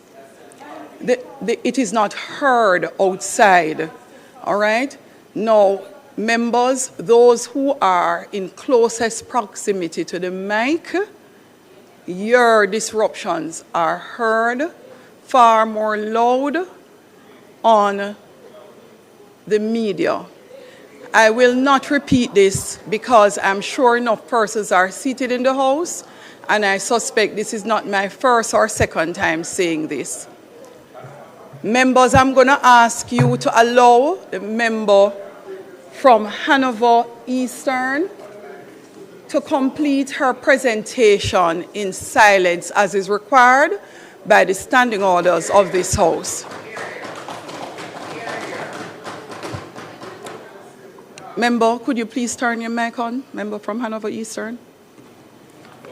You may proceed. Madam Speaker, the Jamaica Union of Travelers Association was created by the People's National Party Minister Francis Tolo, with one explicit mission that it should be one avenue of Jamaican ownership. Together with Jekyll and Maxie, they represent generations of Jamaican families who built their livelihoods on tourism transportation. Madam Speaker, these local grassroots ambassadors are being systematically displaced. This government has allowed major hotel operators to establish their own in-house transportation companies, systematically cutting out Juta and Jekyll operators. Many all-inclusive properties, foreign companies control transportation, while local drivers still pay parking fees to access compounds. The all-inclusive model is a vertical integration machine. The room, the food, the entertainment, the water sports, and now the vehicle, all under one foreign corporate umbrella. It is colonization all over again. The structure ensures the bulk of tourism revenue never touches Jamaican soil. Madam Speaker, during my tenure in hospitality industry, 14 of them were inside the vacation club segment. I speak from personal and professional experience. There are approximately 20 vacation clubs across 15 hotels in Jamaica. The majority Spanish operated. This segment generates approximately $150 million US every year. And the Jamaicans were strategically kept out of management of every single one. Every project director, expatriate. Every sales director, expatriate. Paid in US dollars and Mexican pesos in Jamaica. Jamaican professionals on the sales floor generating the revenue, demonstrating the competence, while foreigners held the titles and collected the US dollar denominated salaries. But the indignity does not end there, Madam Speaker. It is compounded by a practice that is as insulting as it is deliberate. Many of these Jamaican professionals, the ones deemed unworthy of the director title, are routinely used to train the very expatriates, who are then placed above them. Jamaican knowledge, Jamaican expertise, Jamaican institutional memory transferred, extracted, and handed to a foreign national who arrives knowing less, earns more, and leaves with everything the Jamaican taught them. And there is something still worse. Madam Speaker, this is a serious indictment on the Ministry of Labor. as many of these directors do not arrive through the conventional recruitment process. They arrive as vacationers, checking into the very hotels where they will manage the club. Within approximately 2 months, they are granted work permits for jobs that qualified Jamaicans are demonstrably capable of performing. They come as tourists, they stay as directors, and the work permit that should have gone to a Jamaican is issued in 2 months to a vacationer who never left. Meanwhile, the Jamaican working beside them are hired on short-term contracts with mandatory contract breaks and deliberate interruption of continuous employment to prevent them from accumulating the rights and the permanence that Jamaican labor law would otherwise guarantee them. The expatriate gets the work permit. In 2 months, the Jamaican gets the contract break to ensure she never becomes permanent. Madam Speaker, in December 2025, I wrote to the Minister of Tourism 7 specific demands on behalf of the workers facing a year without income. The Minister's response, silence. When Hurricane Melissa struck, hotel operators projected 120 days closure. 6 months mortgage moratoriums were granted. That was the plan. Then the plan changed. Hotels announced reopening in August, in October, in November. 9 months, 12 months. But the moratorium remained at 6 months. Make it make sense. Madam Speaker, in the aftermath of Hurricane Melissa, the Tourism Enhancement Fund launched the Tourism Housing Assistance Recovery Program known as TARP, a program that promised to aid tourism workers affected by the storm, workers whose homes were damaged and destroyed while they were on the job serving Jamaica's visitors. A promise was made. Let me tell this House what that promise looks like in practice. We are now 9 months into yet another hurricane season. 9 days, rather. 9 days for my perfect ones on the other side. 9 days into a new season. From my office, 30 names were submitted. Tourism workers from Eastern Hanover, men and women who lost roofs, lost walls, lost everything. To date, 3 have received assistance. The government is supposed to give them, not me. 3 out of 30. From the office of the Member of Parliament from St. James Southern, 20 names were submitted. 1 person has received assistance out of 20. Madam Speaker, among those names, still awaiting is a cost control clerk, a woman, a mother, a family of 3. She did her job. She kept the records, balanced the books, held the hotel's accounts together. And when the storm passed, she had no home. I have to shout if noise has been made on the other side. Today, Madam Speaker, the woman is sleeping in her car, in cups. Check me after this presentation. Her family of 3 living under a tent, waiting for a program that carries the name of the very industry she gave her time. Waiting for government that promised to see her, waiting for help that has not come. Madam Speaker, I ask the Minister directly, what is the status of the THAR program? How many applications have been processed nationally? How many workers have received assistance? What is the total disbursement to date? And what is the timeline for honoring the commitments made to hundreds of tourism workers still waiting? These are men and women on whom this entire industry depends. They welcome visitors to our country paradise. They smile through the exhaustion. They serve with warmth and professionalism. And then they go home to a living nightmare. Damaged walls, leaking roofs, mold spreading where the floodwaters came in.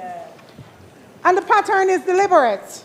Long-serving employees, 18 years of service, are summoned to human resources departments and told to go home or face redundancy. While they sit at home, though, contract workers are deployed to those same properties. We need an intervention. This is not a coincidence, Madam Speaker. This is a strategy. Hurricane Melissa has been used as a pretext to casualize Jamaica's hospitality workers. 3 months contract, no security, no redundancy protections, no dignity. Michael Manley gave dignity to Jamaica's workers. What this government's silence is enabling is the dismantling of everything he fought to establish. Tourism workers deserve transparency on hotel opening timelines, mortgage moratoriums extended to match actual reopening dates, and ministerial oversight of every redundancy process in this sector. Yes. Madam Speaker, Brand Jamaica is nothing without her music. It is history, resistance, joy, and the healing wrapped in rhythm. Reggae is Jamaica's greatest cultural export. Yet, Madam Speaker, there is a painful irony.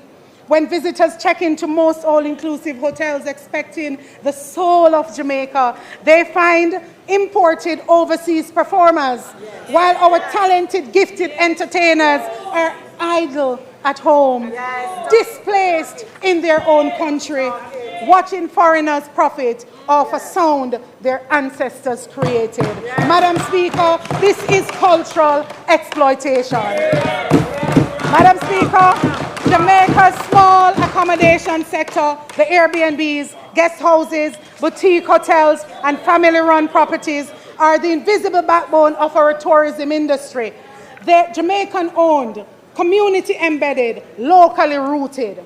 They serve the diaspora visitors, cultural tourists, and the independent travelers who want to understand Jamaica, not merely consume it. The Jamaica Hotel and Tourist Association has explicitly declared that our local properties require a sustained 70% national occupancy rate to remain healthy and comfortable to support our workers. Yet this administration has failed baseline targets year after year. In 2017, occupancy slipped to 64%. In 2019, it fell right back to 64%. Following passage of Hurricane Melissa, our occupancy has plummeted to a dismal year-to-date average of just 53%. Our hotels are half empty. Our workers are facing catastrophic shift cuts. And what was this government's response to small operators in crisis? It was not support. It was not relief. It was a tax that slipped through this parliament like a thief in the night. 2 a.m. on a Wednesday morning, at the tail end of a marathon sitting, this government sneaked through a revenue measure. They passed a law forcing our local Airbnb operators to pay a staggering 15% general consumption tax starting April 1st, 2027, without a single shred of public consultation. They demand first world tax compliance from a backyard host, but give them third world parish infrastructure in return. The Tourism Enhancement Fund spend millions making the hotel corridors pristine. The roads leading to local guest houses are riddled with craters that visitors cancel their bookings out of pure frustration. They subsidize foreign capital, but they penalize local hustle. The global tourism trend moving in the direction of small operators, authenticity, community experience, local character. We are squandering that positioning through neglect and punitive taxation. The People's National Party does not believe that Jamaicans should be tenants in their own tourism industry. We do not believe our people should settle for crumbs. We do not believe our people in tourism should settle for crumbs.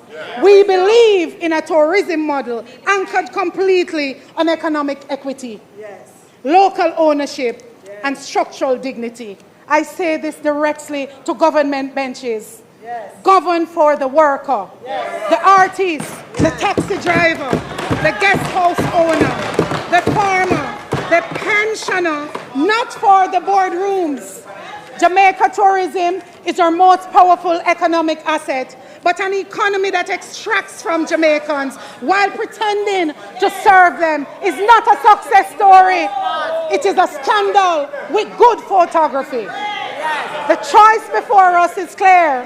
We can continue to manage a 21st century plantation behind a five-star brochure, or we can choose to build a democratic economy where the people who bake the tourism pie finally, Madam Speaker, we can continue to manage a 21st century plantation behind a five-star brochure, or we can choose to build a democratic, inclusive economy where the people who bake the tourism pie finally get an equitable slice. Yes. Jamaica stands at a crossroads. The long-serving employees in month 9 are watching. Yes. Jamaica deserves better. They deserve better. Yes.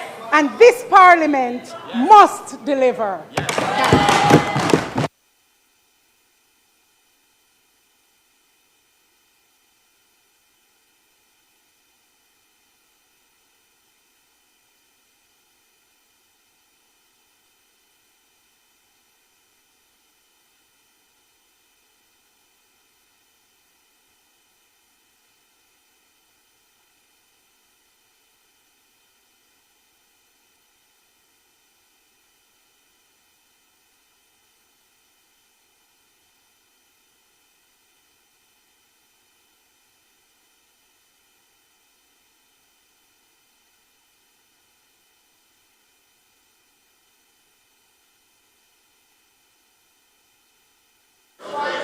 House Leader, member from St. Catherine, the member from St. Catherine,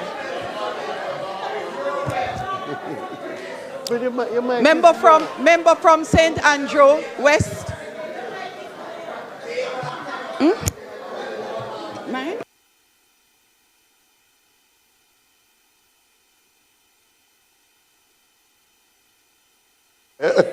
House Leader. Madam Speaker,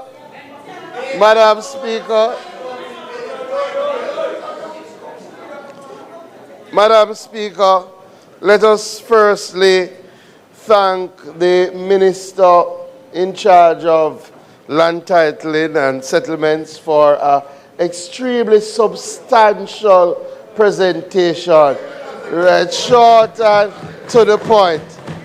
I want to commend the member from Hanover Eastern for her first presentation.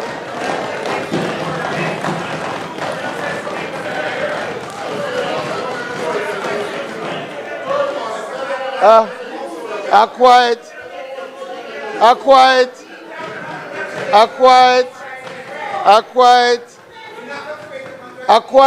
fiery presentation. I am very sure the Minister of Tourism will respond next week when he speaks appropriately. Madam Speaker, we are in public business, and now the Minister of Energy will take the Shipping Prevention of Garbage Pollution Regulations 2016, which were laid on the table of the House before. Turn over to the Minister of Transportation and Energy. Madam Speaker, I therefore move for us to suspend the sectorial debate until tomorrow. Thank you, House Leader. Question is that we suspend the sectorial debate until tomorrow, June 10 at 2 p.m. Those in favor? Those against, the ayes have it. Continuing as instructed by House Leader, Minister Vaz is now on his feet to continue on the public business. Madam Speaker. On the 10th day of March 2026, the Shipping Prevention of Garbage Pollution Regulations 2026 were laid on the table of the House and notice given for their affirmation.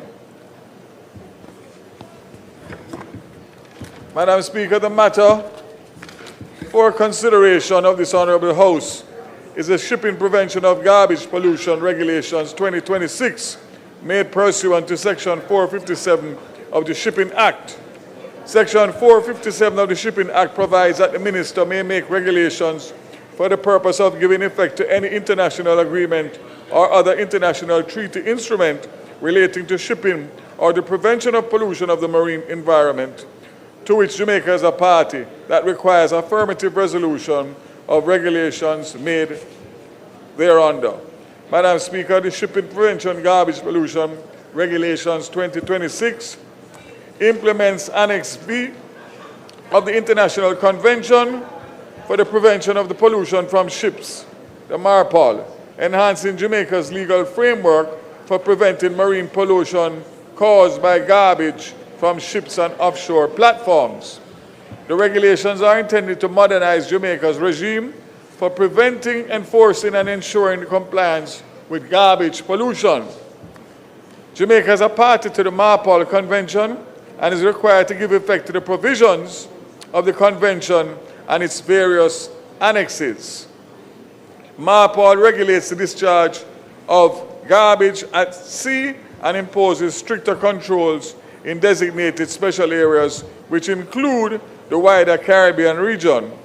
Additionally, the International Maritime Organization, to which Jamaica is a member, conducts regular member state audits, which inter alia confirms whether Jamaica is consistently and effectively implementing the applicable IMO instruments, which include the MARPOL Convention. Madam Speaker, marine pollution from ship-generated garbage poses serious environment, economic, and reputational risk to Jamaica. As a major maritime state, Jamaica must maintain robust, modern legislation aligned with the International Maritime Environment Standards.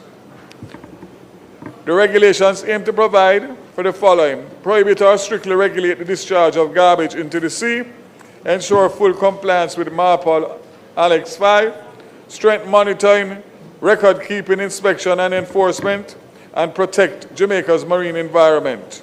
The regulations are arranged in 4 parts and have 3 schedules.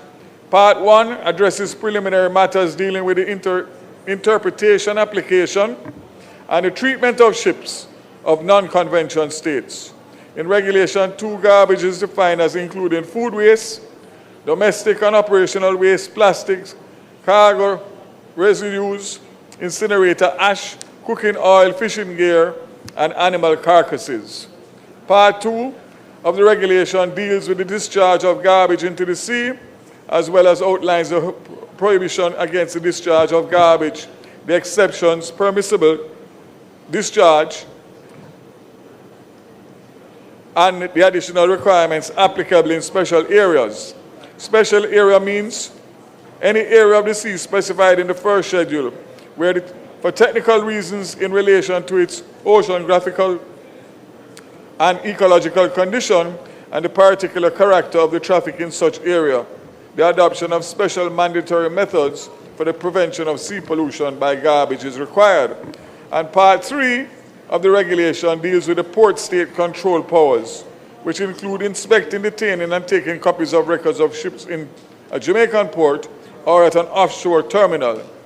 Madam Speaker, it is important to note that a maritime inspector may detain a ship until any situation that is inconsistent with the operational requirements of these regulations is rectified.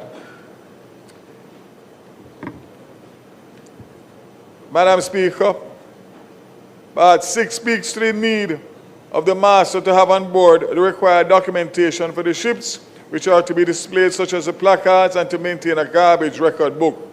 Having a garbage management plan and record keeping are important requirements. These requirements are to ensure that the accurate entries are made in the garbage records and that such records are preserved for a minimum period of 2 years from the date of the last entry. The master of a fixed or floating platform or ship that does not have on display the placards or any of the required documentation commits an offense and is liable on conviction to the penalty specified in relation to the offense set out in the 3rd schedule. The 1st schedule outlines the full set of special areas. The 2nd schedule sets out the form of the garbage record book, And the third section sets out the offenses and penalties. The list of offenses is detailed throughout the regulations. The regulations establish clear offenses and penalties, including fines up to $1 million and imprisonment for up to a term of 3 months for serious breaches. The following offenses are included in the regulations: unlawful discharge of garbage, failure to report loss of fishing gear, failure to carry placards, garbage management plans or the record books, failure to make required entries, and making false or misleading records. The applicability of the regulations are Jamaican ships wherever they operate and foreign ships while in Jamaican waters as provided in Regulation 3. The regulations exclude Jamaican government ships on non-commercial services and the Jamaica Defence Force vessels unless otherwise prescribed by the Minister.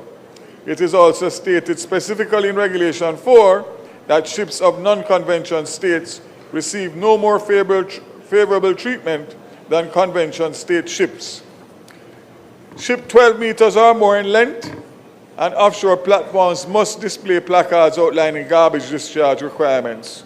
The placards are required to be in working language of the ship, and for Jamaican ships they should also be in English. A prohibition on discharge of garbage is dealt with in Part 2. In Regulation 5 and 6, provision is made that if garbage is contaminated with the substance that is addressed by another annex of the MARPOL Convention, and the annex imposes more stringent discharge requirements, the provisions of the annex will apply instead of the present regulations. A general prohibition is imposed on the discharge of garbage into the sea. A limited number of exceptions apply, only where the discharge of garbage is necessary for the safety of the ship or those on board, or saving life at sea. In the case of shipping gear, the safety of the ship or its crew, or the protection of the marine environment, or accidental loss from damage to the ship or its equipment, provided all reasonable precautions were taken to prevent or minimize an accidental loss. These exceptions are outlined in Regulations 7 and 9, or 7 to 9. Regulation 10 requires the master of the ship to report any accidental discharge of fishing gear that poses a significant threat to marine environment. Regulations 11 to 14 specify the discharge requirements for food waste, cargo residue, animal carcasses, and cleaning additives outside special areas. The regulations allowed food waste to be discharged if it is communicated or ground and can pass through a screen with an opening no greater than 25 milliliters.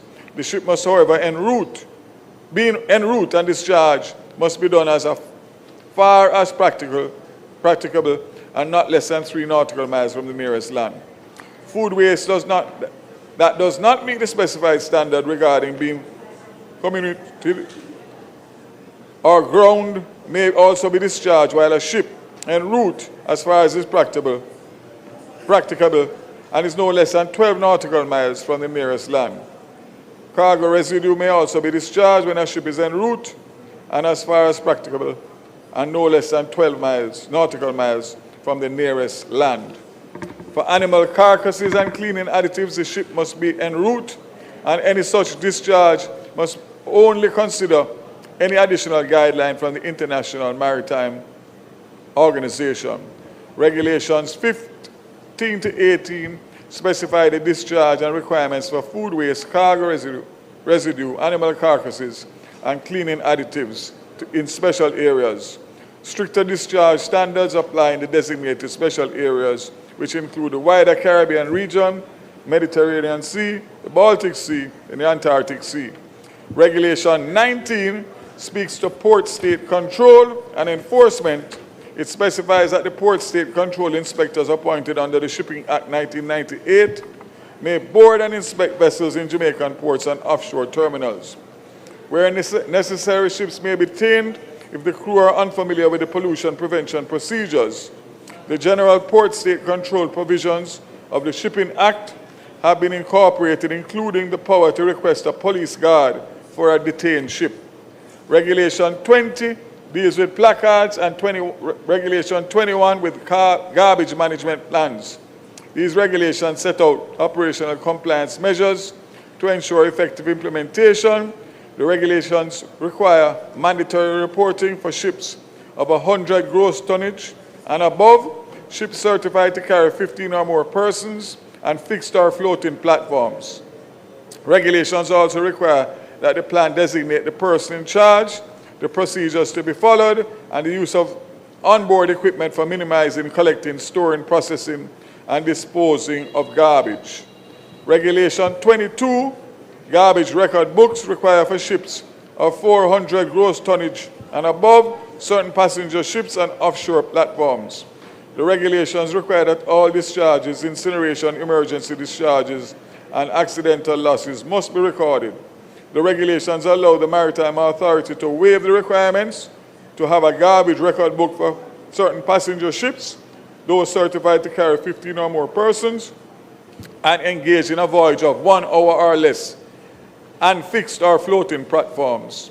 Regulation 24 to 26 outline the types of entries to be recorded in the garbage record book, which are also specified, and this includes emergency discharge and accidental loss of garbage. The form of the garbage record book is included in a second schedule to the regulations. Regulation 27 specifies that for Jamaican ship, the entries made in the garbage record book are required to be in English, and that the records must be retained for a minimum of 2 years, including where they are kept electronically.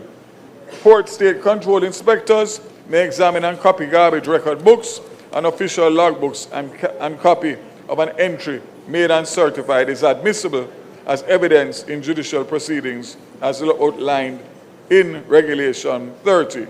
Madam Speaker, the regulations represent a critical strengthening of the protection of Jamaica's marine ecosystem and coastal waters, and to eliminate ship source pollution from garbage, while also ensuring that Jamaica remains fully compliant with its international maritime obligations and confirms Jamaica's standing as a responsible flag port and coastal state.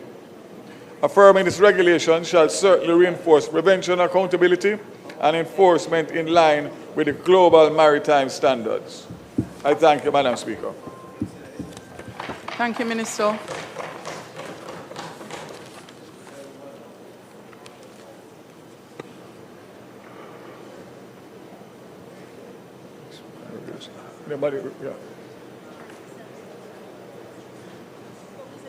Member from Manchester Northwest. Thank you, Madam Speaker. Madam Speaker, we have no objection to what is being tabled here today. Just to say that we have been taking quite a while to, after making amendments to the Principal Act, Minister, the regulations taking some time to come. And it acted... Sorry to disturb you. Minister, could you turn your mic off, please? Thank you. Go ahead, continue. And the Principal Act cannot really be enforced without the regulations being tabled and passed by the House.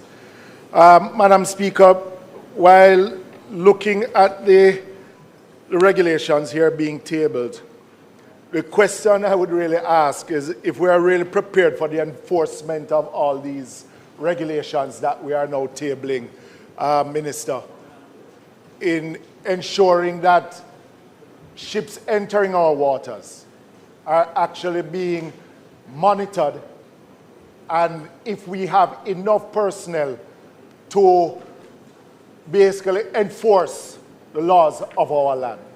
Or is it that we are just doing these regulations and amendments to meet international shipping,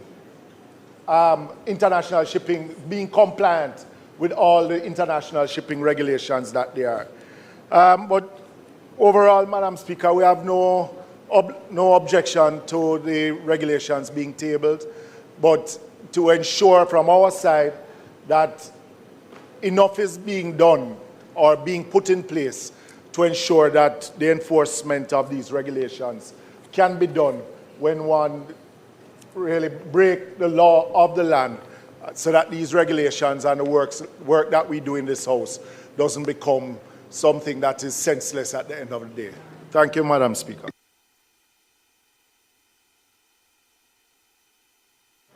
Minister. Thank you, Madam Speaker. Thank you, Member. What you have noted is, what you have mentioned is noted. And just to say that I have full confidence in the Maritime Authority Board and Management. And of course, as you know, Jamaica sits on the IMO. So the fact of the matter is that we are very, very aggressive. And I'm sure that they will put the necessary provisions in place. With that said, Madam Speaker, I now move that the motion of notice which was given on the 10th day of March 2026 be approved.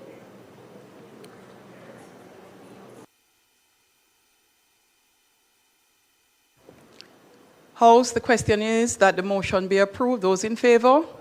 Those against? The ayes have it. House Leader. Madam Speaker, I now move for the suspension of the standing orders to enable me to take the motion, notice of which I gave earlier. Those in favor? Those against? The ayes have it. Madam Speaker, this motion is in relation to the insurance amendment of 20th Schedule Number 2, Regulations 2026, to be referred to the Regulations Committee. I now ask that the motion be approved. Those in favor? Aye. Those against? The ayes have it. House Madam Leader. Speaker, I now ask for the recommittal of notices of motions given orally. Those in favor for the recommittal of notices of motions given orally? Aye. Those against? The ayes have it. Minister Vaz.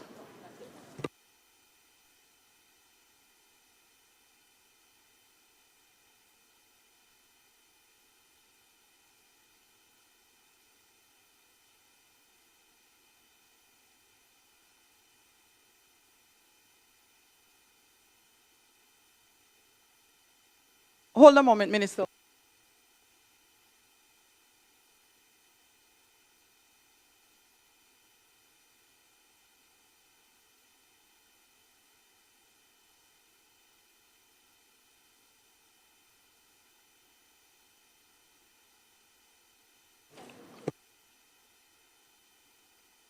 Minister and Marshall, you're blocking. I just wanted to make sure I did not turn on the mic. Thanks.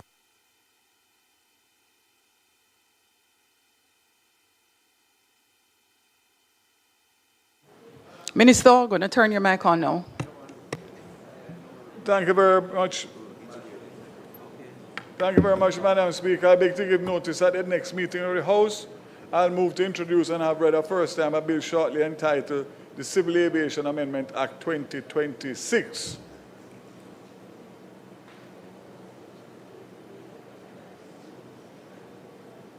Presentation of bills without leave of the House first obtained was not recommitted. Madam Speaker, I now move for the suspension of the standing order. Minister, just for proper order, recommit as well. I beg to recommit presentations of bills without leave of the House first obtained. Those in favor? Aye. Those against? The ayes have it. Presentation of bills without leave of the House first obtained. Minister Vaz. Thank you. Madam Speaker, I now move for the suspension of the standing orders to enable me to introduce and have read a first time a bill shortly entitled the Civil Aviation Amendment Act 2026. Those in favor?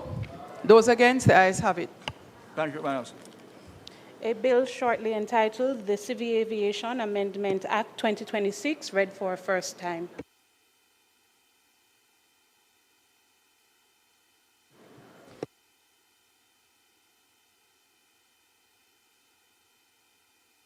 Minister Vaz. Notice for second. Madam Speaker, notice for second reading.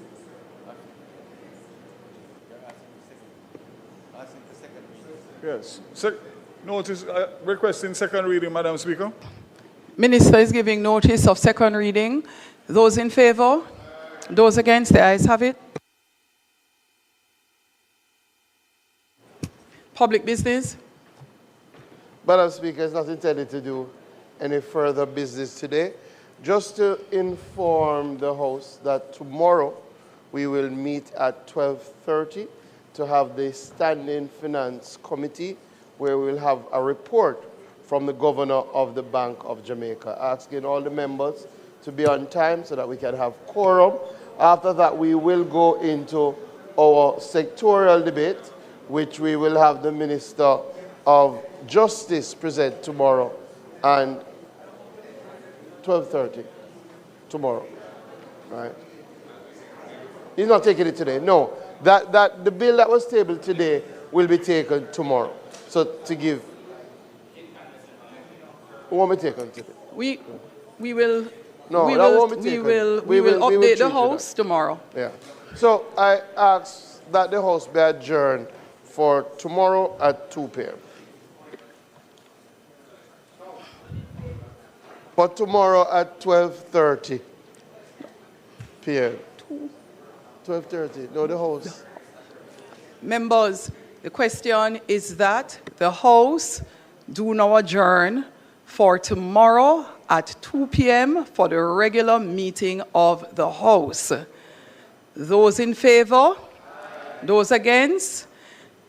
In addition, members are asked by House Leader to be here at 12 o'clock so that at 12:30 we are able to proceed with a meeting of the entire House, that of the Standing Finance, in respect of reviewing the BOJ report, which is critical. Please be so reminded.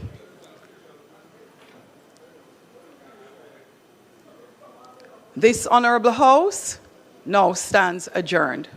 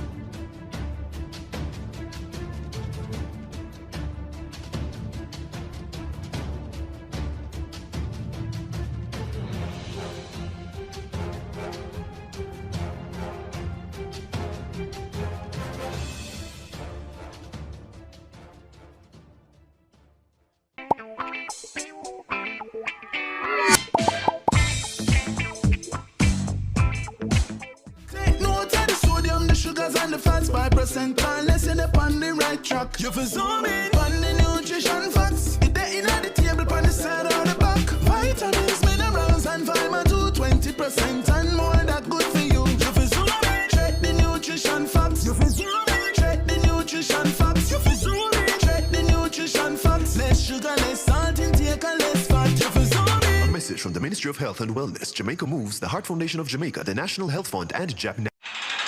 The following is brought to you by MOCA, the major organized crime and anti-corruption agency with kind support of NIA and USAID.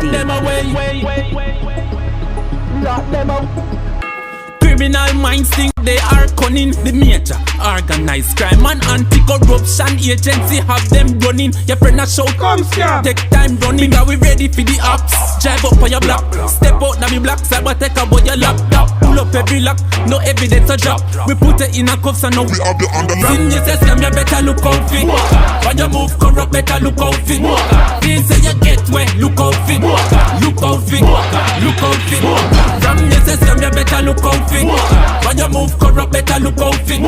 Things say you get wet, look out fit. Look out fit, look out fit. The proceeding was brought to you by MOCA, the major organized crime and anti-corruption agency with the kind support of NIA and USAID. MOCA, MOCA.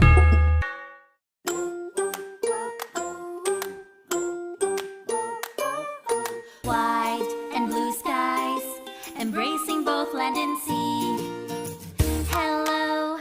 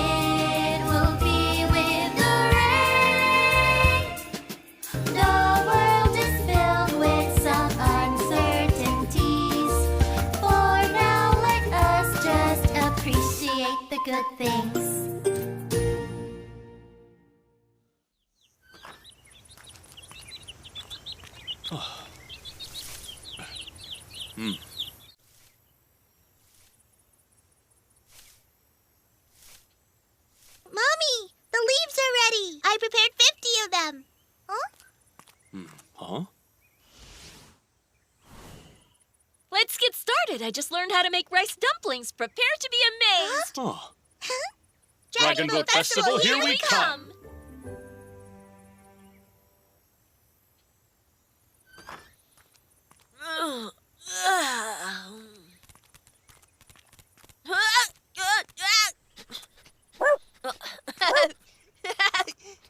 Calm down. All right. I'll prepare your food now. Huh?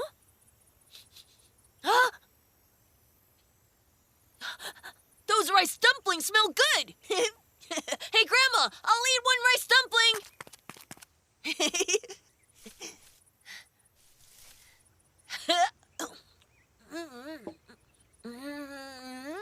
How does it taste?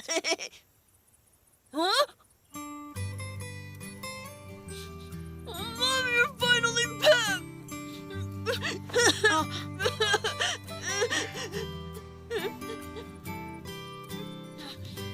You're a big boy now. Don't cry. People might tease you.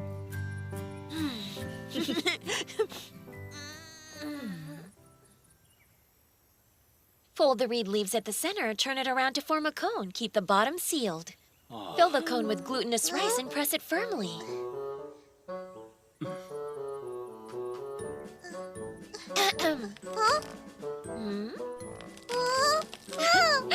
Fold the leaves tightly to keep the rice from falling from the cone. Keep it sealed. And lastly, hold the cone with one hand to secure its shape when tying it, or it will fall apart. Hey, you have to remember, keep it tight.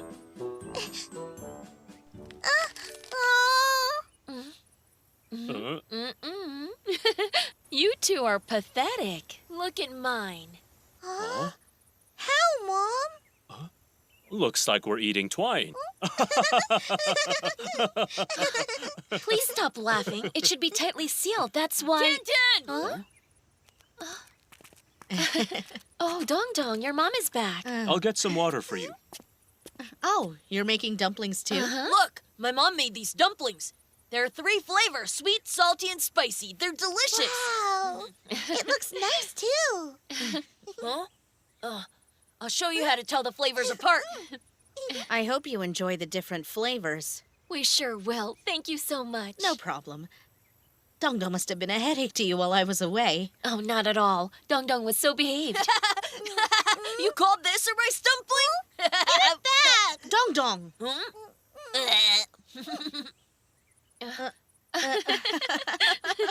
We seldom make dumplings, and Tian Tian wanted to try, so we did.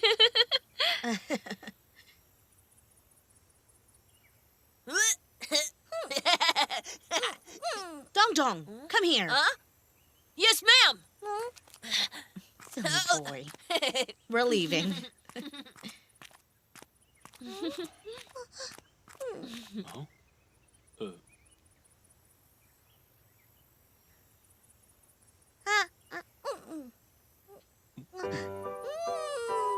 It's so yummy.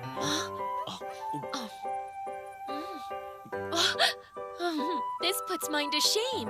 It's okay. It's only your first try. Their dumplings do look very good and have different flavors. More importantly, they taste delicious. Today's a warm-up. We surely need more practice. I'll prepare more filling. Tomorrow is the Dragon Boat Festival. We have time to practice. We can't give up. So don't worry. Keep practicing the basics, okay? Make some more. I don't wanna. Dong Dong will just laugh at me. I'll go to work. I'll walk Xiao Shan. Let's go, Xiao Hei.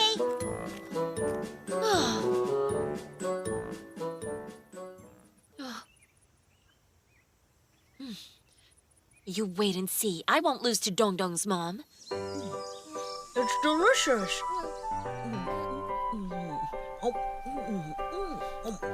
Dong Dong, you're so lucky. Your mom is back for the festival. Huh? Tian Tian, Dong Dong's mom made these delicious rice dumplings. No need. I've had some. It tastes really good. Tomorrow is the Dragon Boat Festival. Have you made dumplings? Well... Of course she did. And I don't know how it tastes, but it sure looked ugly. I'll make better dumplings tomorrow. What? I wasn't lying. As her friends, we should encourage Tian Tian.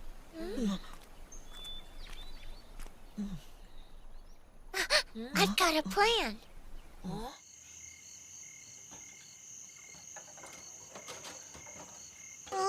Dad, why is Mom still in the kitchen till now? Your mom has been busy all day because she wants to make delicious rice dumplings for us. Honey, let's go help Mom out. We should try our best tomorrow. I'll try to make the prettiest rice dumplings tomorrow. Great. Let's prepare now.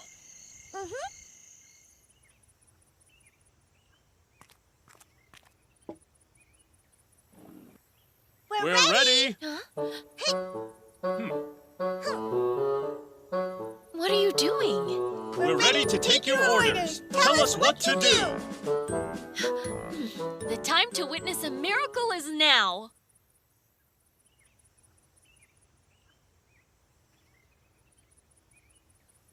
Huh? It looks like the dumpling Dong Dong's mom made. You did a great job. Your dumpling looks really nice, my dear. You can do it too. Go ahead and try. Tian Tian! You're here. We're here to help you make dumplings. Don't worry, you'll make better dumplings than me. Good timing. I've prepared a lot of fillings. Wow. Those fillings look great. Xiaopang had to take care of his grandma, so he couldn't come with us. Well, that's all right. We can make more and give some to him later. You can bring home the rice dumplings you make if you like. That sounds great. I want to make some for my mom. I'll boil some water. Let's go.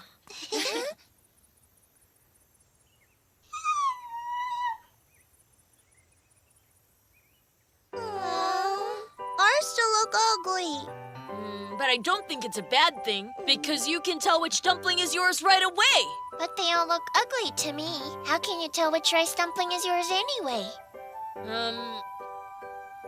Well, I guess you're right. We can mark the rice dumplings. I want to put the biggest salted egg yolk in mine.